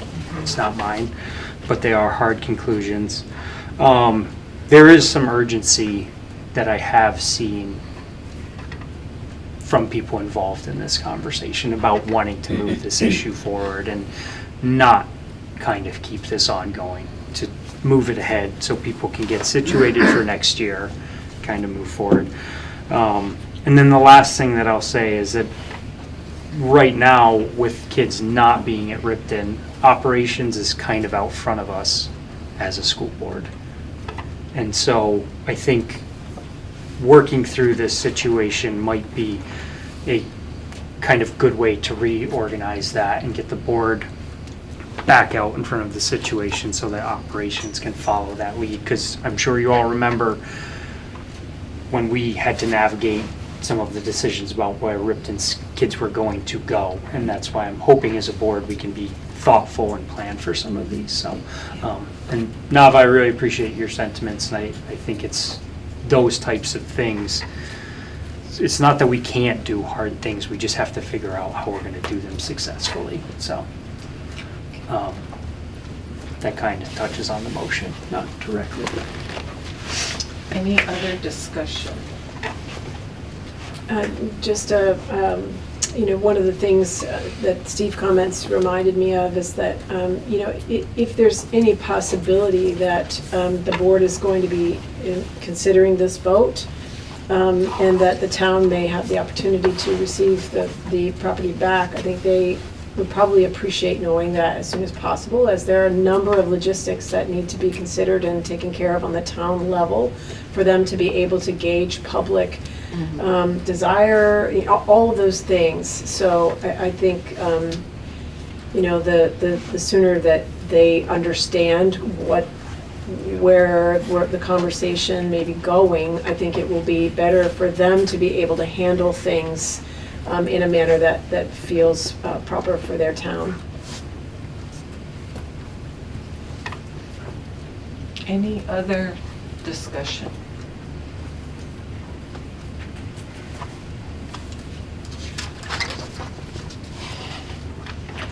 Move to call the question. Okay.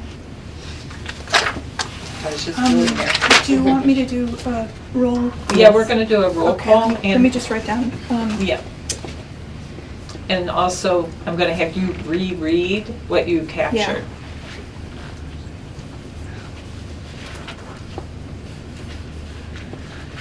And Ellie's online.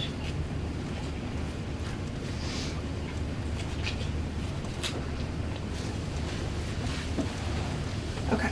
And you got Ellie, right? Mhm. Okay, great. Can you All right. reread the question?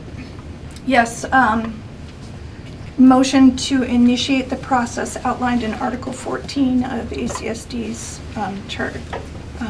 Sorry.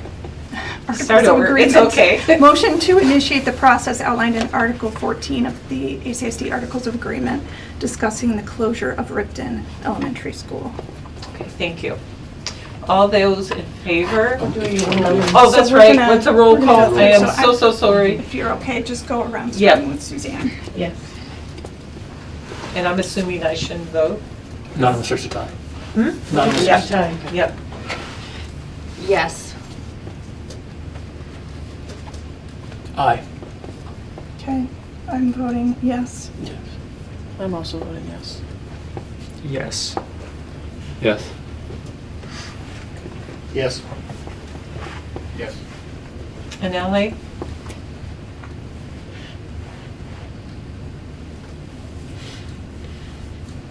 Ellie, are you there? Sorry, it takes a minute to get unmuted. No worries. I'm voting yes.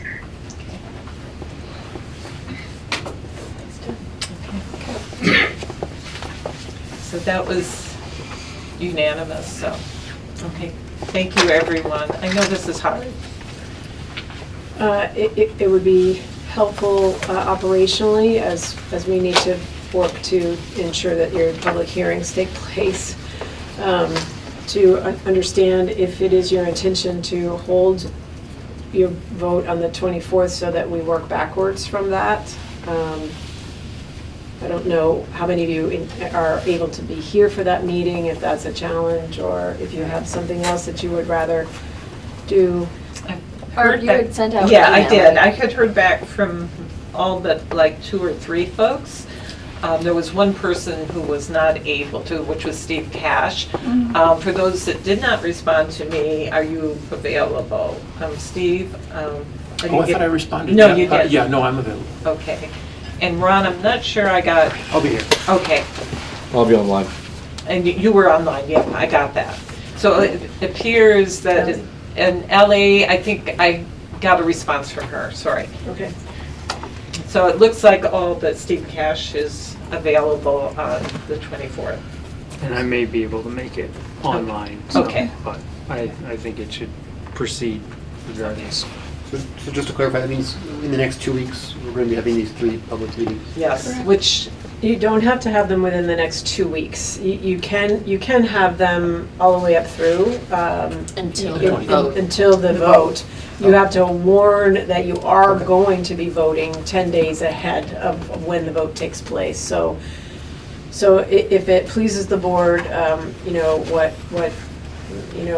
Barb and legal advice can do is ensure that we are meeting the needs of the charter, so there's no challenge in that from anyone's memory or anybody's making a mistake, and then we will go ahead and schedule the 3 meetings. We'll work with the leaders in the town of Ripton to determine what would be the best timing for them for the hearing that would occur in the town of Ripton, and then determine where else to go from here. If you'd like to have the hearings other than in Middlebury for the other 2, it would be helpful if you would let us know that, so that way we can think about that. Great, Heather. Is it going to be possible to provide virtual participation at these meetings? We would certainly want to be doing that, Okay. and so we would make sure that that could be done. Perfect. Thank you. Yep. which then kind of puts requirements on the location that you're doing it Yep. from. Yep. Yes. Is it possible to have Dave come present at these meetings? I don't know what A hearing is, I mean, at least the hearings that I've participated in through the legislature are more the public being able to address questions. I think having Dave there would be awesome if he was available to, but it's really questions directed. It's just that we love you, Dave. Questions directed to the board and comments to the board. It's our meeting, so we do need to have a quorum at these meetings as well, so that's another thing that we'll have to work through, which is why we need some lead time, because it's going to be hard, I think, in this short period of time, finding 3 times that we can come together. One of them could be in advance or ahead of your board meeting on the 10th, if you wish to do that, so that if you were to do something, say, from 5 to 6 on the 10th, that is, it could be the Middlebury option relative to that. That's I don't know how Yeah. that idea lands with you. That is one option. Jason? Does this have to be like a fully warned board? Yes, meeting? and it Yes. needs to be a separate meeting, so it would have to start and end, if you had it on the same night, and then, you'd adjourn that, and then you would go into your regular board meeting if you chose to do that. Kind of like the annual meeting does. Yes.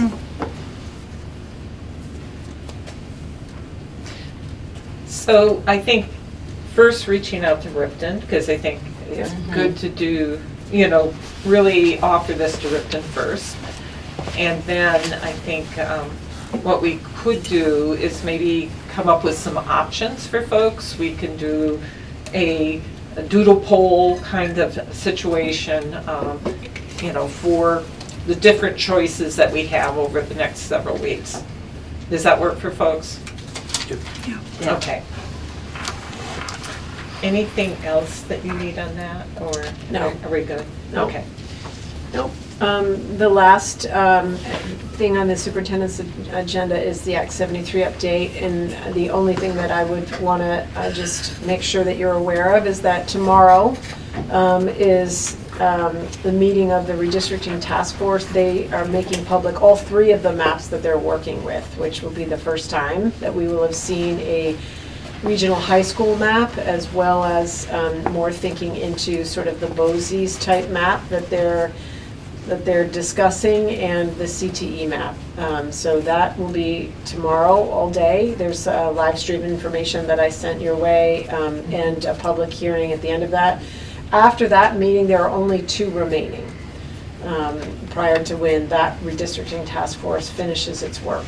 They will also be discussing tomorrow results of the polls that VSBA helped boards to come together with, which I would assume would include your testimony, receipt of your testimony. That's it. Okay. Thank you.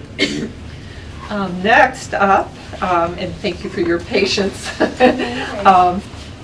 is the report of our student reps. So I'm going to turn it over to you guys. Yeah, well, it was nice to, be able to connect what we're talking about today to what Dave talked about and what we all just talked about a little bit. So me and Taryn and some other board members like Barb and Dr. Baker have been talking about ways to get more student outreach.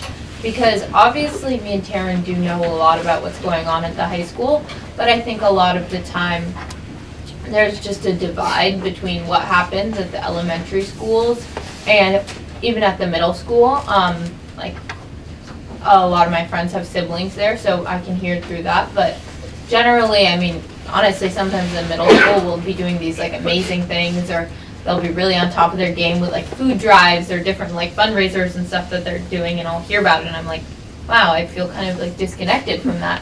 And so our goal is to not have that happen. We want to hear more from students on just their perspectives about what their experiences at their specific schools are. So we're taking a bit of a new approach this year. We sent out, me and Karen sent out a blurb.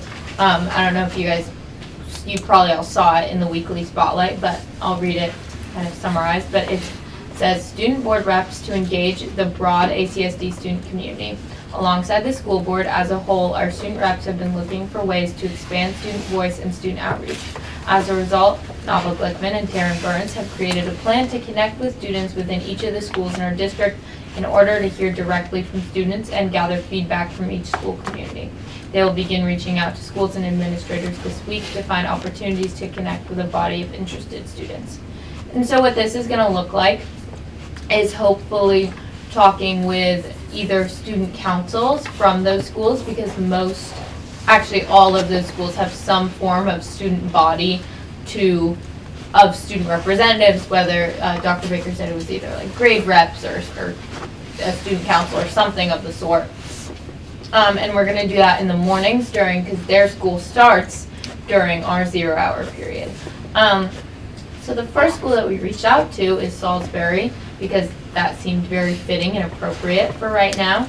And we want to know how the students are feeling about this new combination not just how the Ripton students are feeling, though that is obviously of importance, but how the school as a whole is able to kind of find that cohesion.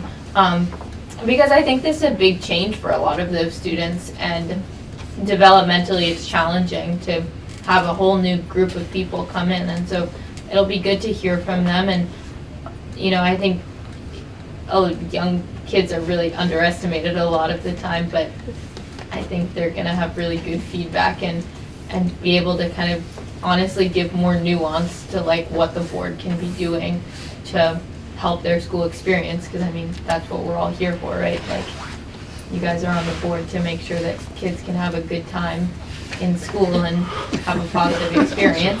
I would hope so. I mean, Good time learning. Yeah, good time learning, thank you. good time learning. And anyway, so our tentative dates for the meetings with Salisbury would be November 4th or November 18th. But throughout this whole year, we hope to connect with schools, and then, it works great because we'll meet with a school, we'll come back to you guys and report on student perspectives, and then, we're not giving you something all at once that's going to feel super overwhelming, but a lot of these changes and feedback that we have for you guys, exactly, little bits and pieces, you can do little changes by little changes. So, yeah, I think Taryn probably has something to add. Additionally, on top of that, I think it's really important that we're creating kind of the in-person aspect of it. I think it's really useful right now to have that rather than solely, like, I know a lot of things are going around with Google Forms. I think it's, especially with the elementary schools, creating that kind of, not necessarily of a role model, but just letting them know that we are here and they are heard. And let's make no mistake, you are being a role model, and we You thank are. you for that. Absolutely, absolutely. And Principal Johnson is in the audience, so if you're interested in getting on the Weybridge's calendar, you might be She's able to already, make I a deal can right see. away. I saw those gears turning. I'll send you an email. Any questions? Yes, Steve. I think this is a fantastic idea, and thank you so much for doing it. Your schedule, so that means, I'm doing the math in my head. If you're starting in November, that means you're finishing in June? Yeah, something along those lines. Right, because we're not doing one school a month though. Oh, okay. Some schools might be 2 schools a month. Okay. There's like this overlap, because if Salisbury can do November 4th, then the next school could do November 18th or December, I don't know, like 10th. And then, but if they do December 10th, it'll balance out. It's all in the timing. But yeah, little by little, there's no need to make a master calendar for this, because people have so many changes that are going on. So as long as we kind of follow our rough agenda, we'll be able to meet with all the schools. Great. Anyone else? Well, thank you so very much. And I know one just got off a plane. Oh, yeah, early I this do- morning. I do You have have to a head plane out. to catch, so I apologize for, the delay in allowing you guys to Yeah. leave. But I will thank you. say, if anyone has any further questions, feel free to email me or Karen. But yeah, thank you guys. Yeah, thanks for having us. Thank you. Thank you so much. Next up, under report of the chair, I just have a couple items, and very quick. The board, as per our work plan, the next major thing that is our responsibility is to do a board and superintendent formative self-review. We've talked about that in previous meeting. So for the superintendent formative self-review, the executive committee put a form together, which I'll email out tonight. It's not the whole assessment like we did last year, if those remember. It'll be like 4 questions, open, paragraph questions asking for input. And then what will happen is at our next executive committee meeting, we will compile that, give that feedback to Dr. Baker. So what I need folks to do for this particular one is once I send out this form, and I'll remind you in the email that I send, please make sure that you get fill out the form by November 1st, so that we have time to actually pull the results together prior to the executive committee meeting on Monday. Okay, so that's number one. Number two is for the board. So if you might recall, there was this infamous rubric for the district quality standards. That is now available in kind of a trial version. So what Wendy is responsible for is gathering, because it's more than just board, this rubric. So Wendy has to gather all this up. So what we're going to do is for the board pieces, the governance pieces that started at 113 and beyond, we are going to send those out, the rubric out to each of you, and I'll email that out tonight. I would have had copies tonight, but my printer broke this afternoon. And it tells you basically, what the scale is, and you have to read it because it's how the AOE kind of interprets what, beginning versus achieving versus exceeding, so on and so forth. And again, in this particular case, if you want to kind of remain nameless on this, you could drop it off to Darcy at the office, or if you don't care, you could email it to, scan it in. We tried to, we thought about creating a form. I even started to create a Google form to just capture this, but you would have had to have this other thing side by side. Otherwise, I would have had to type in all of the explanation that changed for every single question that you would be evaluating. Both Addison, Northwest, and Hanford have an online version that's just radio buttons. That is the beta one, which goes to the state, and it all has to be submitted by the superintendent. Yeah, so Wendy does have that. Oh, okay. So what is going to end up happening is then, she'll have the master copy and I'll add my input. No, she'll change it. No. So that it would be, we can't submit it multiple times. It's the problem. And so I was going to create a separate one, and I did spend some time doing that, but it would have been more confusing for you than just to use their form and then just circling, the response for each one. Okay, so again, tonight I will send that out to you, and again, you can drop it off this week to Darcy, or email it to Darcy if you want to scan it in or take a picture of it and send it in. But it's several pages. It's about 15 pages, I believe, all said and done.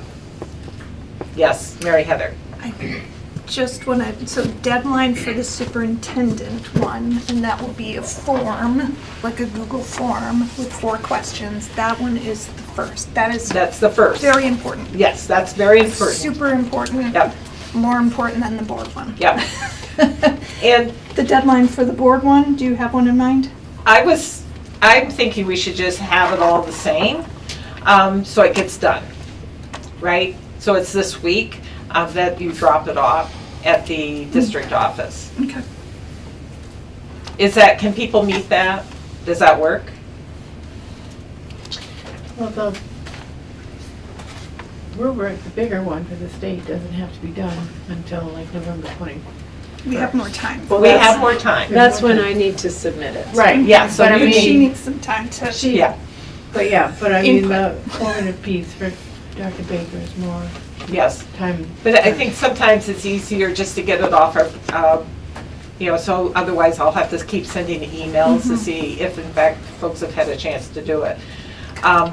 So the other thing that we talked about was, because the board has goals that we set, and besides doing the rubric is to really put something in place to evaluate and give you an opportunity, if you so desire, to evaluate how we're working towards our goals, one of which is kind of norms oriented. and was just wondering what folks would like to see there.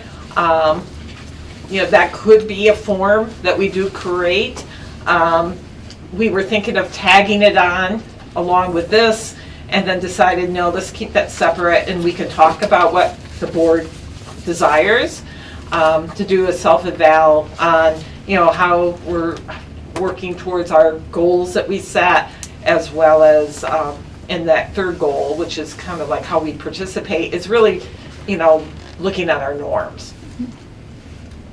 If folks have any thoughts on that, how they would like to do that, please let us know. Mary Heather. Yeah, I was just gonna plant a seed for a couple of ideas that we had kicked around. One was to do similar like how we were doing for the superintendent one, like just a couple of open-ended questions related to the board goals that we had stated, and just ask for just kind of short answers.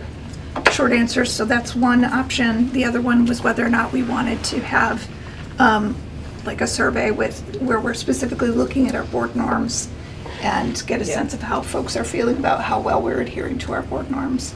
All of this is to demonstrate that we are doing self-evaluation and following through, which is being one of the accountable. standards in the rubric. Which is one of the standards, right? So Right. if folks have thoughts on either of those two options, please share it with Barb. Yeah, and we don't have to decide that tonight. Any questions on this eval formatives reviews that I've spoken to? If not, I'm going to then turn it back to Jason and Matt for the capital improvement plan for Weybridge. And thank you, Christine, for hanging it there.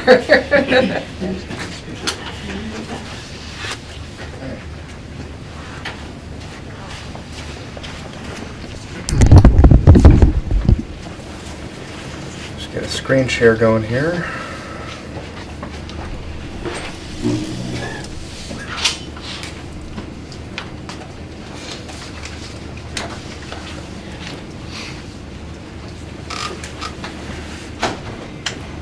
We're going to tack this PDF on to the end of the meeting materials, but it's also been shared with everybody here, so if you've got a device going, you can follow along on there. And we had assigned initials to the bottoms of each slide, but I can't see it from the slideshow, so I'll do my best to remember who's got each one. I believe that the floor is yours, Wendy, to start us off. Great. So this is another installment in the good work that the facilities committee is doing, in partnership with the principals and Matt and Bruce and our architects, and in bringing to life where each of our buildings is in its current state, what might be needed, and then also what potential alternate states might be, given the context, obviously, with Act 73 and everything else that we're kind of working our way through. So we have some information that follows the same format as the other pieces that you've already seen for you, and I'll turn it over to the next slide. Let's go. Tonight, we're going to look at building data for Weybridge. We'll talk about the process we use to collect data and solicit feedback specific to Weybridge. We'll look at the space needs summary, which is the result of all the feedback that was collected. We'll look at the proposed capital improvements that we're going to look at over the next 5 years, some drawings and aerial views, and look at some brief and high-level cost opinions. And Bruce is going to take us through the building data. Okay, so the school was built in 1961 with additions in 66 and 96. Current size is 15,130 square feet, serving 45 students, K through 5. Current capacity is 90 students, based on calculations, square footage per student. And we're allowed to have 102 occupants based on septic permit. Recent capital improvements include roof repairs. We rebuilt the overhang on the front of the building that was in really rough shape. We've replaced the electrical service that goes into the building. We had some problems with it. And then over the last couple of years, we've replaced all the rotted siding and painted the exterior. So that all that work helped to improve our facilities condition index to 19%, which puts us at a fair condition. Would that be safe to say 19% of the building's usable life has been used up, 80% remain? That's the index, right? It's yeah. Value over replacement cost. Yeah, I'm that may be a little optimistic, but I think yes, that's what we're saying. Let's see, is this one still me? Nope, that's Matt, okay. This is the first Process B presentation, right? So we've already done this for Mary Hogan, that's Process A, and Christina and David and the whole team has been gracious in kind of advancing Weybridge up ahead of the other two Process B, A schools in order to fit it into this meeting on an expedited timeline. So thank you to everybody who's involved in that. The process for B is very similar to the process for A. We sent a questionnaire to school leadership. We reviewed that questionnaire response in a one-on-one meeting with, Christina and David and I to sort of walk through the building and talk about what the survey response was. We worked on computing the school's capacity and developing a list of space needs for each school based on that information and on the program, right? What is the program that we're trying to run in this building, and how does our building let us do that or impede us from doing that? And then handing the ball off to Truex for the development of design options if required, and then cost opinions for each one of those. Yet to come, we are refining the design concepts, we are preparing pricing, drawings, and assembling. The other thing that we're doing in the future is, weaving this all into a capital improvement plan, but also building a list of flashcards as we started thinking of them today that list the alternate states. What is it in this capacity? What would it mean if we change the conditions that create enrollment in a school or create the program of that school, so that as the board has to make decisions in the future, all of those flashcards come back to us as valuable pieces of information. Oh, if this happens, this is a rough order of magnitude. If that happens, that's a rough order. So it's just good sort of baseline information to be building for now and later. Here's a little bit of some of the dates that match those timeline milestones. So you can see we were just getting going in the end of August, and here we are today.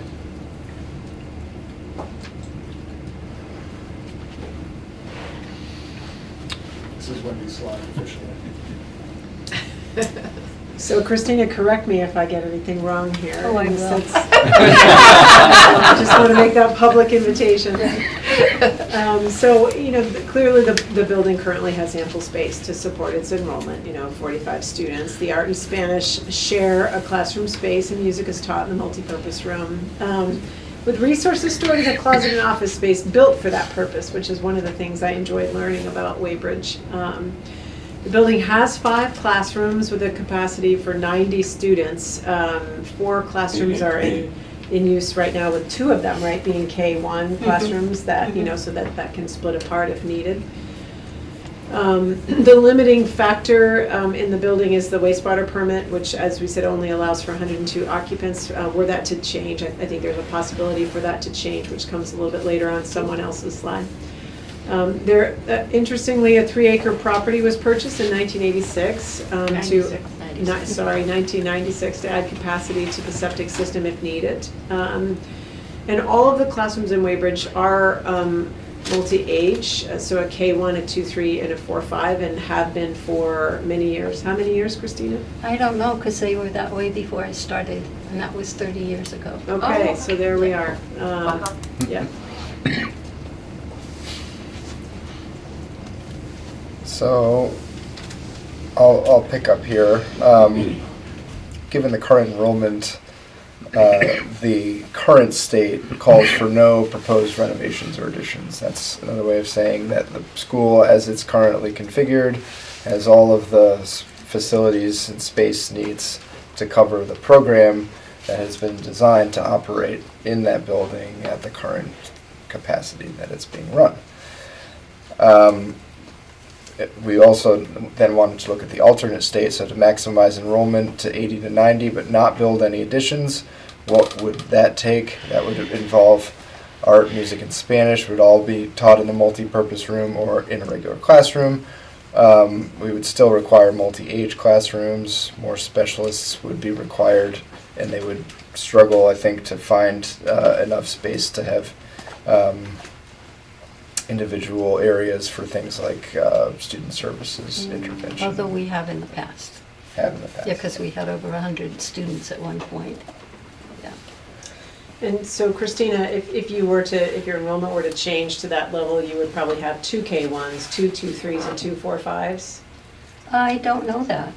I mean, we're in a district of single grades. We believe in multi-grade, but that would be something we'd have to Unless decide. there would be a change. Oh, Yeah. okay, so that would be under consideration. I Yeah. see.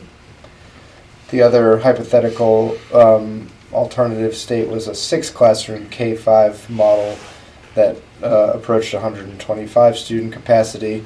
What would that require? We know that there would need to be new classrooms. We know that there would need to be enough space to support the staff and all of the AMS and library.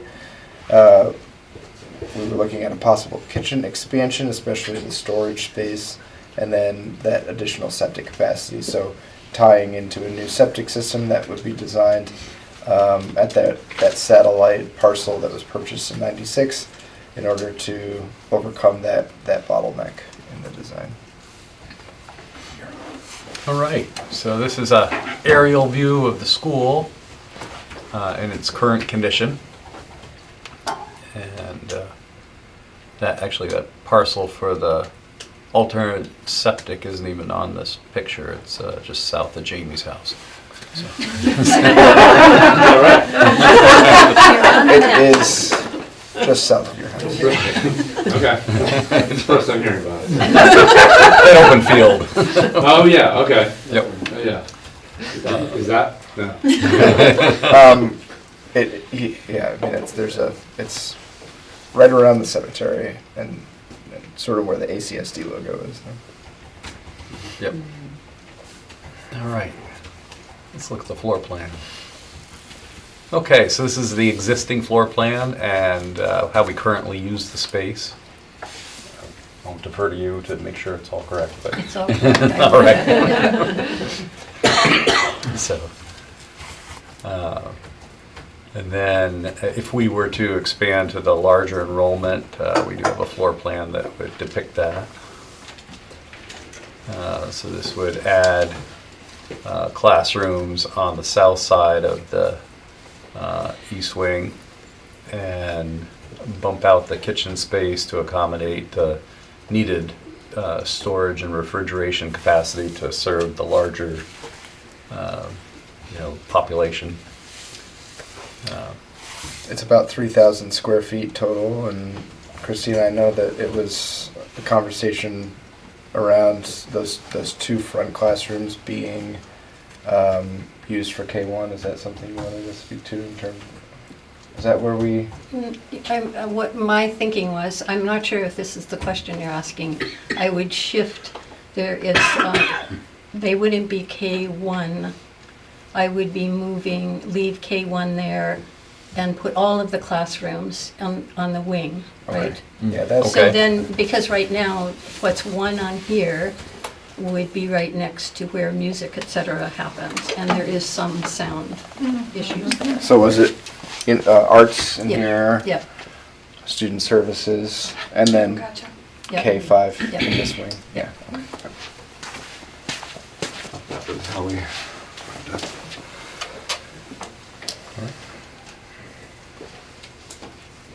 So, next slide. All right. So this is the current state. Do you want to? As we're looking at the current state cost opinion, just to flashback to a few minutes ago, we said no new additions, no major renovations. We would be looking really just to sort of add the existing, we're sort of staying away from saying deferred maintenance, identified maintenance would be included in the capital improvement plan. Identified maintenance is currently estimated on a square footage multiplier using some of the pre-existing information from the 2018-2019 Truex study.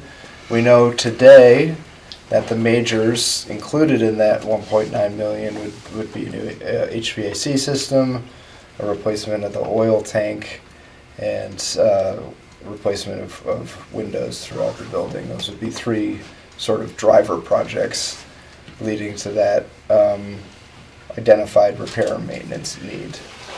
Matt, can I just clarify for the board's sake, since it is a change in terms, that deferred maintenance is we learned an industry term used, by the architects, but really what it means to us these are updates and repairs that largely we've been doing out of our budget, for a number of years.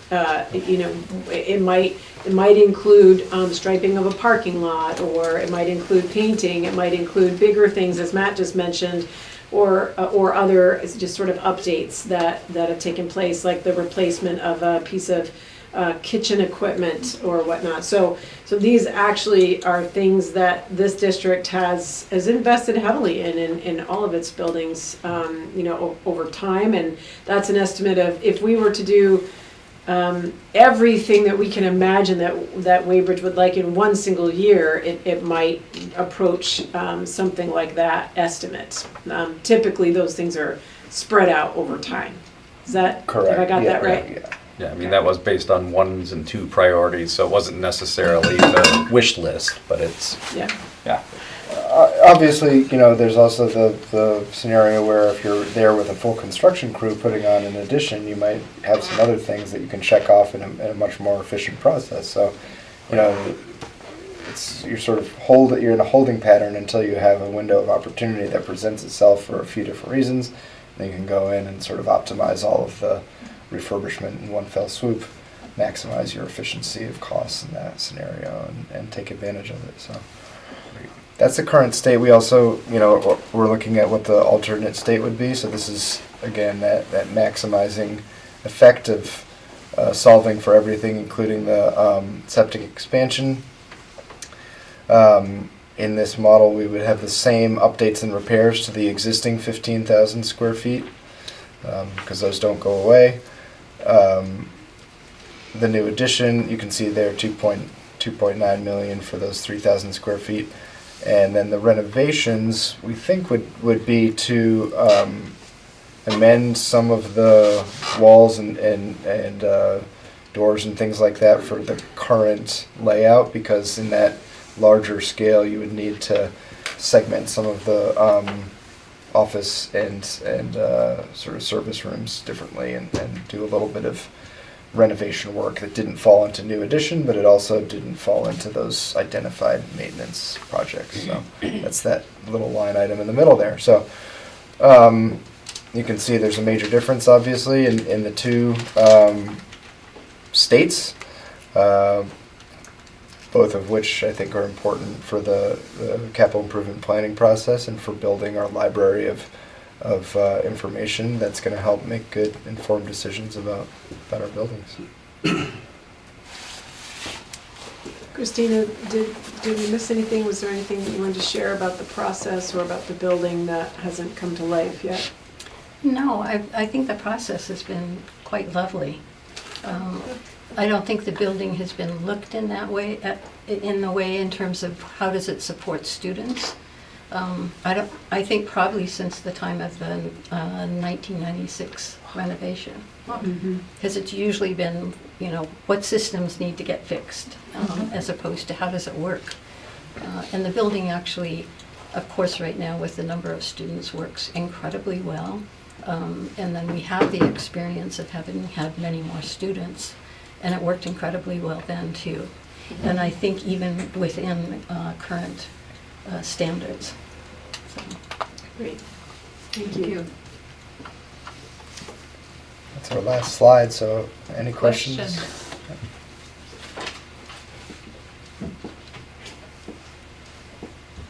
Ron? Just quickly, so I guess what was the point of doing the K through 5, like the alternate scenarios, just to have some kind of comparison, or is that like a scenario that we're actually thinking about?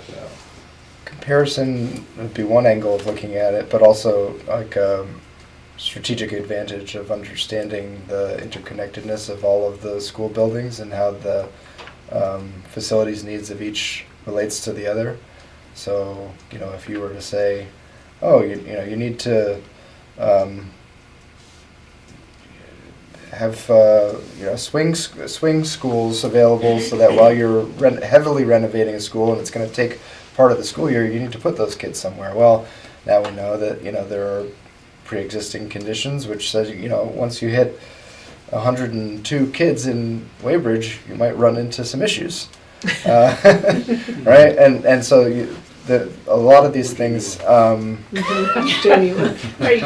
on each other, and in creating a master plan for how the capital improvements will get worked through, it's going to be important to really chart all of those and have it be fully understood. Also, Act 73, means that right at the end of the 5-year plan, years 4 and 5 are not governed by this district. If indeed those changes go into play in the way that they're spoken about, in Montpelier. So as we're thinking about a plan, it reflects good stewardship to be able to collect information about what is possible for each building that we have. Should we become a larger Addison County district, it's possible that students from Waltham might wish to learn in Weybridge, and you see what I'm saying? So by documenting all of that, which really began as we began thinking about the high school, just because of some of the pressures that are in play in Montpelier regarding high school students, we realized that maybe it's really a good idea to do that with all of our schools so that we're clear about what all of our options are, and that will help the board determine what feels right now, what feels right later, and document all that for everyone else to see. Okay, Steve, and I think Mary Heather had. No, actually, Dr. Baker's just said what I was going to say. Okay. Yeah, and I'll overlap similarly. Being on the facilities committee and hearing specifically from Jen Kravitz about how helpful it was to go through the process with Truex Collins and not just talk about what the school is, but also what it can be, and how we can kind of think about that facility in the future. I know for myself, being on the facilities committee, I don't want to be perceived as kind of like picking winners, and so encouraging all the buildings to go through this type of thinking, so we as a board can be aware of what is possible and what's feasible was really what we're hoping. I'm really happy to hear you say that was a good opportunity to go through that and be able to kind of take a step beyond the day-to-day and think a bit more of what is possible. That's great to hear. Yeah. Can I say something? Yes, you may.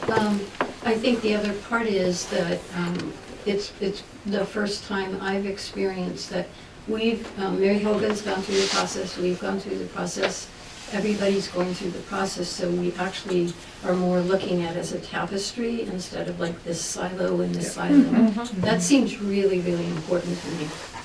That's awesome. Any other questions? Well, I'd like to thank the committee. I think this is great work, and I really love how we've kind of evolved and the information that we're gathering. I think this will be really useful. So thanks so much. Thank you, Chris. Thank you. The work plan up earlier, I think our next presentation is High school. and then report for the non-cell separate meeting beyond that. Yeah. Excellent. Thank you. Okay. Next up is report of board committees. And so we'll go through the list. Communications and engagement. Yeah, so we have officially kicked off our town hall meetings. We've met in Bridport and Cornwall. Low attendance at both, but as a committee, we felt like still getting really great, valuable information, and it's a positive process. We have not yet had a chance to debrief from Bridport, or from Cornwall, but our time at Bridport, some things of note that we talked about afterwards were comment from one of the attendees about how community can be based within the school rather than community being based and starting from the town. So talked a little bit about that idea. Again, the desire that if there's going to be change, that the change proceed and on, as opposed to being dragged out. There were a couple issues that were brought up and immediately able to be addressed. Things around busing and building rentals, so concerns that the community had that we were able to wrap up in the moment. And then some comments around the struggles with dysregulated students in classrooms, and that was more something that as a board we have heard comments about in the past, and sort of we're keeping our ears open as we move forward to see what sort of information other towns may be giving us. So next time we'll be telling you guys about Cornwall, and we also are finalizing our plans for our visit at Mary Hogan for our Middlebury Town Hall, which will be taking place in November. 20th. The 20th. As part of the Mesa meeting as well. Yeah. Excellent. Any questions? Moving on, Jason, Finance Committee. Finance Committee met last week where we got our first view of the Q1 financials for fiscal year 26. We took a look at the fund balance procedure as well as the new procurement procedure that Matt has drafted. And we also got an update on the line of credit. We've had to dip into our line of credit as we had to do last year to manage cash flow, because now where Middlebury only collects taxes twice a year as opposed to 3 times a year. So, but it's all within normal ranges of, it's about the same as what we had to do last year. So that was it, and we'll work next month and then get a draft budget before the board for the December 8th meeting. Questions? And facilities, if you want to. I think Ron. Oh, Ron, I'm so sorry, I didn't see you. That's okay, I didn't raise my hand. I was just going to ask Jason, can you say maybe in a sentence or two, like what that process looks like of preparing a draft budget for us to look at on December 8th? We gave Matt and the administration guidance last meeting with the 3%-ish range that we put there, and then the first draft that the Finance Committee will see will be based on that. And so as a board, we have very little input until we see that first draft. We will get it at the Finance Committee probably a week prior to December 8th, at which point we will have much firmer numbers from the state in terms of enrollment numbers and all that stuff. But there's not much that we do until we get that first draft and sort of pick it apart.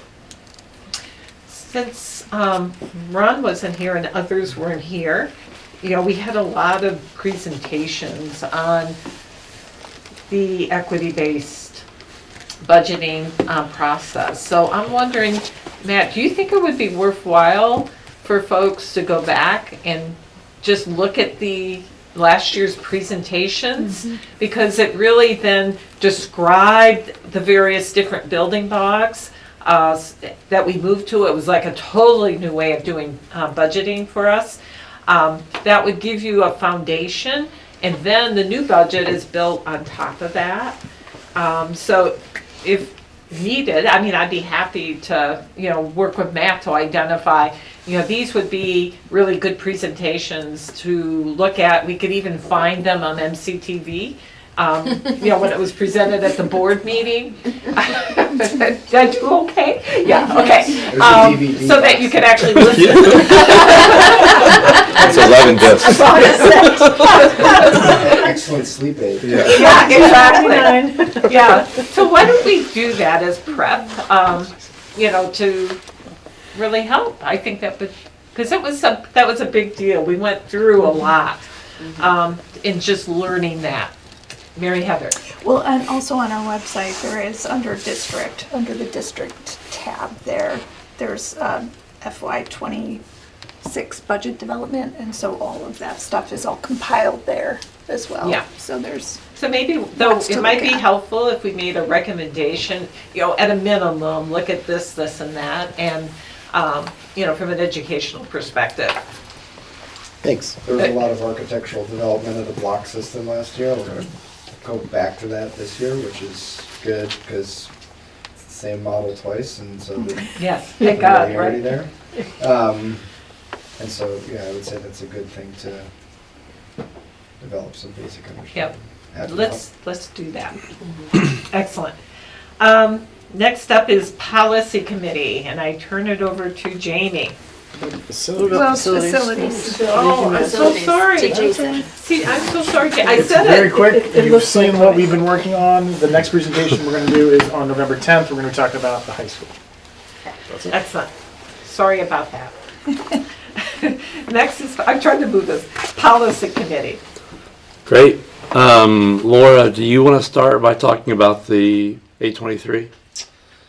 We have, for your reading pleasure today, a draft of a revision for the policy on community engagement and vision. The goal with this was to keep a lot of the content that was in there previously, but also add in what we had talked about at our board retreat regarding more about our principles behind community engagement. Yeah. And there are two versions of the policy in our materials: the red line and the straight line. And the pretty one. We did it. Thank you. So, yeah. Mary Heather. I do have a question about it. And first of all, I appreciate this work. I think it's so great that you were able to encompass a lot of the sort of takeaways from our retreat and build them into the policy. And I especially like the levels of community engagement kind of noted in here. One thing that I'm wondering if you guys talked about as a committee was, because it sort of indicates that, these different levels will be employed based on what's needed, but there isn't a reference to how to determine what is needed. So I'm wondering about whether or not the committee discussed that and whether you plan to, or whether we should incorporate that in. We also might do that on a procedural basis. Yeah. Right. Yeah, I'm just wondering, it's kind of that line between being too prescriptive and, I don't know. So We I was did just talk. curious. We did Okay. talk about that, and we kind of landed. I think procedure. with that's more of a procedure place for that than Okay. policy itself. Awesome. Any other comments? Oh, I'm so good. It's so hard. I need a swivel chair. Maybe you should sit in the corner. I read the entire policy. I appreciated it. I was wondering where the distinction in decision-making comes between board decisions that belong to the board by state statute versus decisions that we can get more community input and have them give that input, because if you, as the board becomes more and more of a newer board, not knowing those statutes and what belongs in the board's lane and is their responsibility versus other decision-making pieces, that's the one piece that I kind of worried about. And maybe that will fall under a procedural piece, I'm not sure, but. I'm a bit confused by what you mean in relation to a community engagement policy. Well, that's what this is, right? Right. But like your very last one, you said empower the district will ask the community to make the decision. Well, there are some decisions that don't- Right. You can ask the community for all of the public input that you want, but that decision rests with the board. So I think that's that falls back to what Mary Heather had asked, where it's, you know, how do we know which question belongs to which level, and that would fall under procedure as opposed to policy. Yeah, I mean, I think we've been through an example of this tonight and just going through Dave's kind of explanation, and he worked with the community to talk through that, and I don't know that that community has made any decision per se, but there has been some amount of consensus, I would venture. But then we clearly still have the decision-making authority on that, and so I guess I would just, I hope we stay curious in that space. We'll have to, because if we get too kind of like, this is our legal ability, this is not the community, like. And that's not what I'm implying. I'm implying that getting community feedback is great, but then the final decision for many pieces of board work does rely squarely in our laps. Yeah. Yeah. I think one of the things that I think about here, and I definitely hear what you're saying, you know, there are some governance pieces and then there are some operations pieces, you know, and there are some opportunities, at least on the operational side, to empower the community to make decisions about something, you know, like, if whatever I say will not be a good example, so I'm just gonna not. But I think, you know, it's understood that it's within whatever bounds is possible. You know, it's just more of an empowerment as opposed to some of the other ones. I appreciate your perspective on it, though. Steve? I've been approached a couple of different times, and I think this falls under community engagement, but they said that when my kids were in elementary school, I had MESA and I had these other parent-teacher organizations. What are the equivalents in the middle school and the high school? Like, how do parents give input or stay involved? What are they? And if they exist, because I couldn't name them off the top of my head, if they exist, they need people need to hear about them, because The middle school does have a parent group. they do. Yes. Okay. Yep. I don't know about the high school. I couldn't think of a high school one. The high school has groups that go with Sort of targeted. Yeah, certain areas, like their music group and a right, and athletics, different athletic groups probably, and so as opposed to a single parent group. Okay. It's interesting.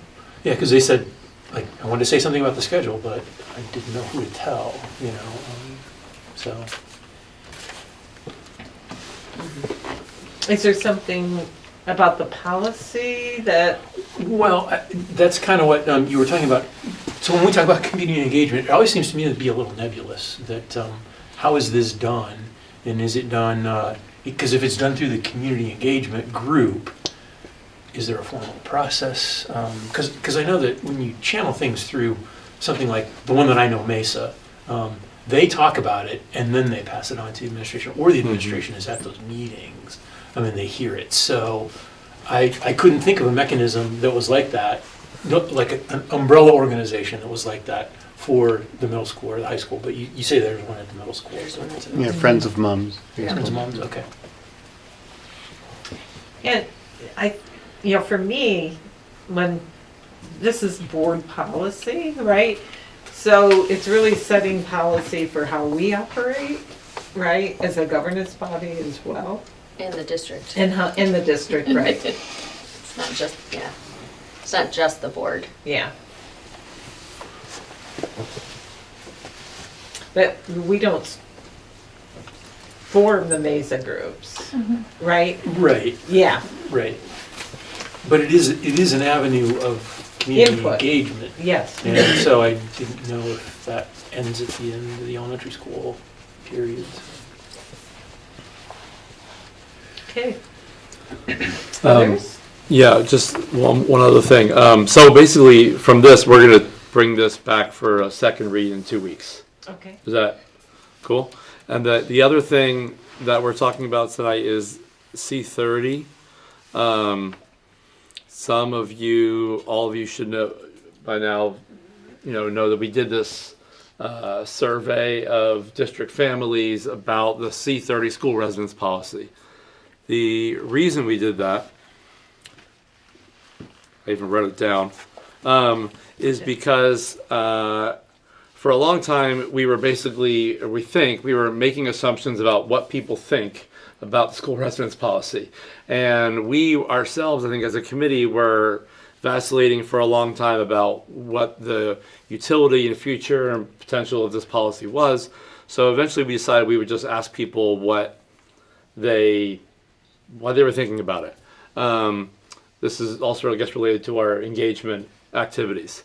So that process involved a series of 3 focus group meetings, one in Salisbury, one in Middlebury, and one online, where we gathered feedback from people about what kinds of questions they thought would be good for a survey. Some of that feedback was incorporated into the final survey, which we developed and sent out over the past week. I can report back tonight a few findings from that survey, if that's okay. I'll be very brief. The policy committee meets tomorrow, so we've not seen this as a group yet. But I'll just say in general, the surveys centered around, some of you hopefully saw it or took it, around questions about, there are sort of 2 sections. One, about what you thought your student and family would prefer, and then what you thought a possible general, your opinions were on a different kind of policy were. And before I say this, I'll also say there are limitations to something like this. We by no means think that we should base policy revisions on this kind of data. There's no scientific sampling that goes into it. There is limitations to what kind of questions we were able to ask people, but we got 145 responses in a week and a lot of qualitative stuff that was actually pretty good. And so I'm feeling pretty psyched about it. So I'll just say a few things. By far the most responses were from Middlebury, but that's to be expected. Overall, if you compare Middlebury to the other towns, it was fairly even. If you break it down to those 2 groups, I'll just try to summarize the findings. There was overall strong support. I would say somewhere around 75% for some form of what we might call flexibility in school assignment. In other words, if our policy right now is where you live is where you go to school, there is strong support across all towns and all people for a different kind of preference. The transportation remains a key factor in people's decisions. They both signaled on the survey quantitatively and also in the qualitative responses. Just in that Part B breakdown, about half of people who did favor some flexibility in that school assignment also favored it regardless of transportation, which I thought was the most, if there's something interesting about this, I thought that was the most interesting part of it. And the last thing I would say is that the desire for some sort of other policy does not seem to reflect dissatisfaction, but it does seem to reflect some sort of larger discussion about openness or fairness or some sort of claim about the nature of our district being one district and having multiple schools. So not really. That's the general impression you get from the qualitative comments. I can stop there now. I felt we have a lot to chew on at our meeting tomorrow, and we can say more once we get into that. Excellent. Pleased to hear the response on that. That's great. Yeah, I mean, I don't know who was in charge of that. I guess Emily, thank you. Are Emily still here? Yeah, hi. Thanks, Emily. But I was pretty happy that we got that big of an N, and it's good. And especially with all the engagement Got activities. a lot of surveys going out. A lot of, yes. So that we're I was, asking people, so that's awesome. Yeah. Okay. That's it. Thank you. Up next is negotiations. We've not met since the last board meeting. We're still hammering out a common time to meet with the representatives of the association. We made an initial proposal, they rejected it. And so now we're kind of working around as to what a better day or possible time is. So there's not really anything that update, but if I could just buttonhole Ron and Suzanne after the meeting. Sure. Try to hammer something out there. Time meeting time. Yeah. Okay. Okay, and Ellen isn't here. The Student Outcomes Committee, is there anyone that wants to say anything? We can pick it up next time. I know there's been a lot of activity happening. We're certainly, I mean, we're kind of deep in data. Yes. You know, we're looking at a lot of things in a lot of ways that evaluations are happening around that. We're still focused on the academic stuff, Yep. you know, looking at VT-CAPs and that sort of thing. We're hoping to expand very soon into looking at other measures in other areas like health and wellness and things that are not traditional tests. So, excellent. Yeah. Thank you. Jamie? Can I have a question of this committee? At some point it was said that we have like so many other ways of assessing, is that the right word? Can someone just say a little bit about those other ones? Like I thought there was like 20 that someone said at some point. And but I mostly hear about one or two or something. And I'm just curious, like what are these other ones, and like how universal are they, or how significant are they, and what is their relationship to the, like, let's say VT-CAPs? There's more than 20. Okay. Way more than 20. I think it's close to 100, isn't it? If you look at them. 100? Well, yes. Yeah. I mean, one way you could easily get close to 100 is if you think of our 6 through 12 classrooms alone. Our common local assessments that we build and design here ourselves, we have between 1 and 3 per unit, and there's probably 4 to 8 units in a grade level in a subject area. So if you're a 6th grader at MOMS, you have 8 subjects. Each of those has 4 to 7 units. Each of those units probably has 1 to 3 assessments. Right there, you're going to add up a lot, but that could all be housed under one kind of assessment, which is a local, common, standards-based assessment. And so we have this committee, and it's been a lot of learning that's been happening, right, and education. At some point, you know, I would hope that as a board, we can learn from, you know, what has been happening in this committee and some conclusions that they've drawn as a presentation, you know, to the full board, right? So, because we all need to really know this, right? So I don't think we can address that adequately tonight. Sure. But I think in the future, this would be a really good topic. It actually came up in the last meeting, and what Courtney said to us was that it's been immensely helpful to them to hear how we're perceiving data and what things are important. So we're putting in some good service for them, and now the question is, but our role is really to give information to the board, and how are we going to do that? So that is on the agenda for next. Excellent, excellent. And I think the board work plan for spring. Yeah, Yeah, it was exactly. spring. Yeah. We also started off the committee meeting talking about the absentee policy changes and, you know, just kind of how that fits into the question of student outcomes. And I think there's a lot of information and data, but then there's a lot of other stuff that I think we're interested in talking about to try and get a well-rounded picture of student outcomes. Excellent, excellent. No, I really look forward to when it's appropriate, you know, for the board to be really informed on the work that's happened. But understanding that there's just so much learning that needs to happen, sorting out through, you know, different different techniques, that kind of thing. That will be really good information. Okay, thank you.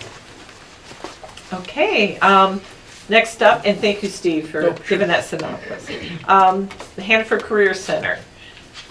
Lauren, Steve, any updates for us? Can I defer to you this week? Oh. Well, now I got to talk 3 times. Sorry, Steve. It's budget season. We are looking at that. We have found a difficulty, I guess you would call it, in the line of credit. Hasn't been updated in, what was it, 15 years, did he say? So we're kind of bumping up against it right now, and that's not a good place to be. It's not because we're spending more, it's like the economies of scale. And the change in, like you said, Middlebury's taxation collection and how we get reimbursed from the state. So we spent an amount of time talking about that and dealing with that. We talked to you since the open house? No. Because the open house was really good, and it was well attended for a fall one.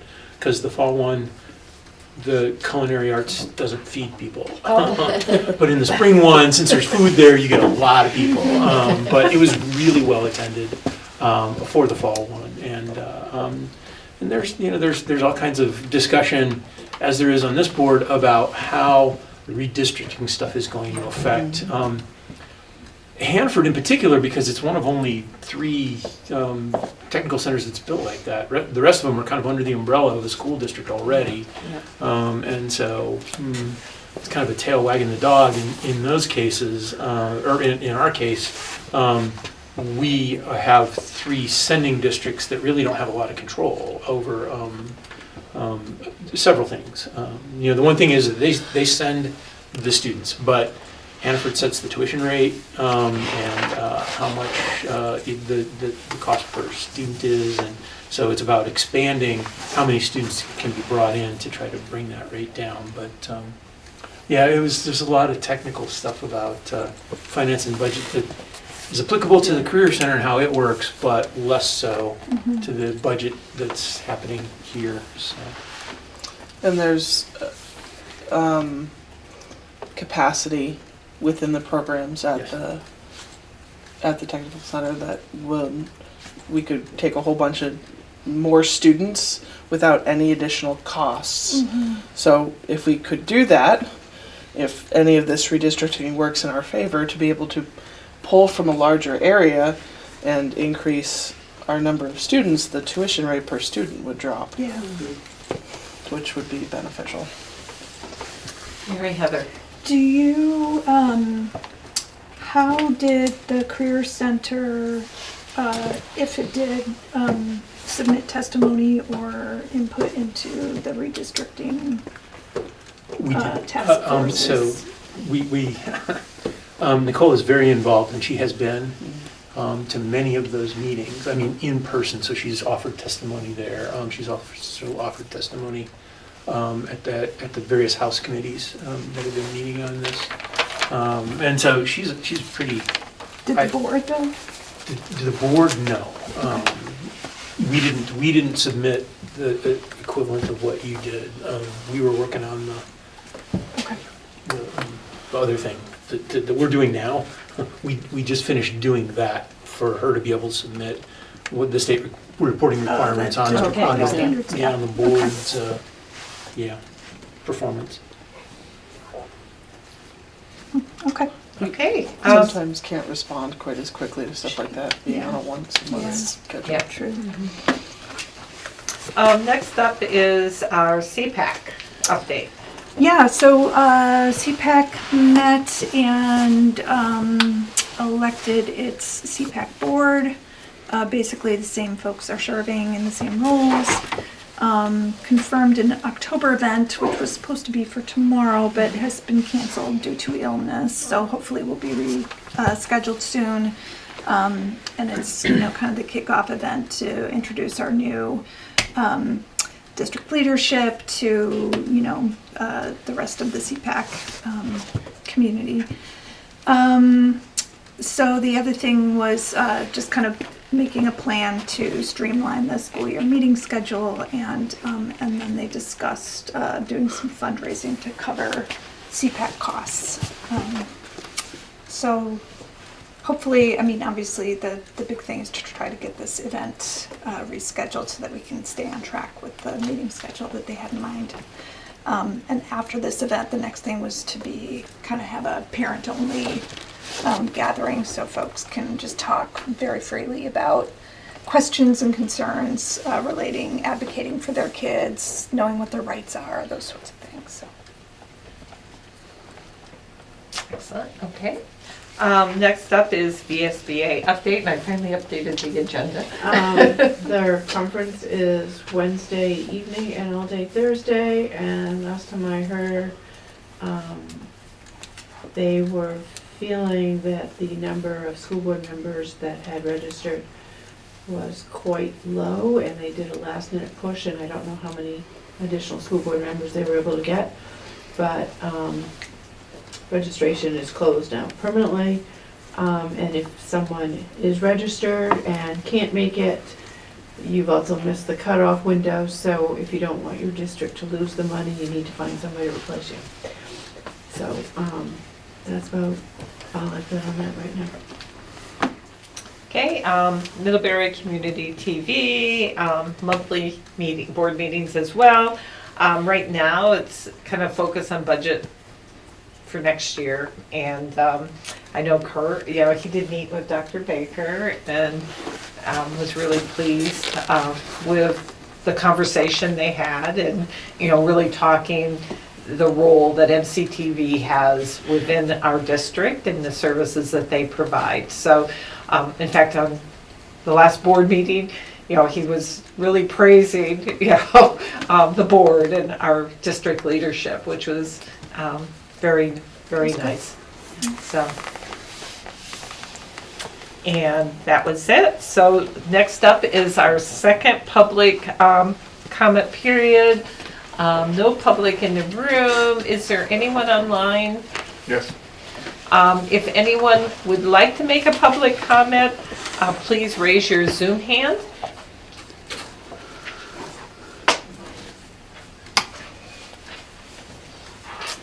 Okay. Seeing none, then we will move on to board reflections. Anyone have any reflections for tonight's meeting that they would like to share? Go ahead. No, I just really appreciate from this meeting David's presentation and the incredible participation that we had throughout his process, hearing the number of responses we got for the policy survey that went out. And even though the numbers are smaller for the town hall meetings, it's nice to be hearing all these ways that the community is engaging and connecting with our decisions and what we're doing. Yep, absolutely. Thank you for that. Yes. Mary Heather. Yeah, I also just wanted to thank everyone who was involved in the Ripton planning conversations, everybody. Mm-hmm.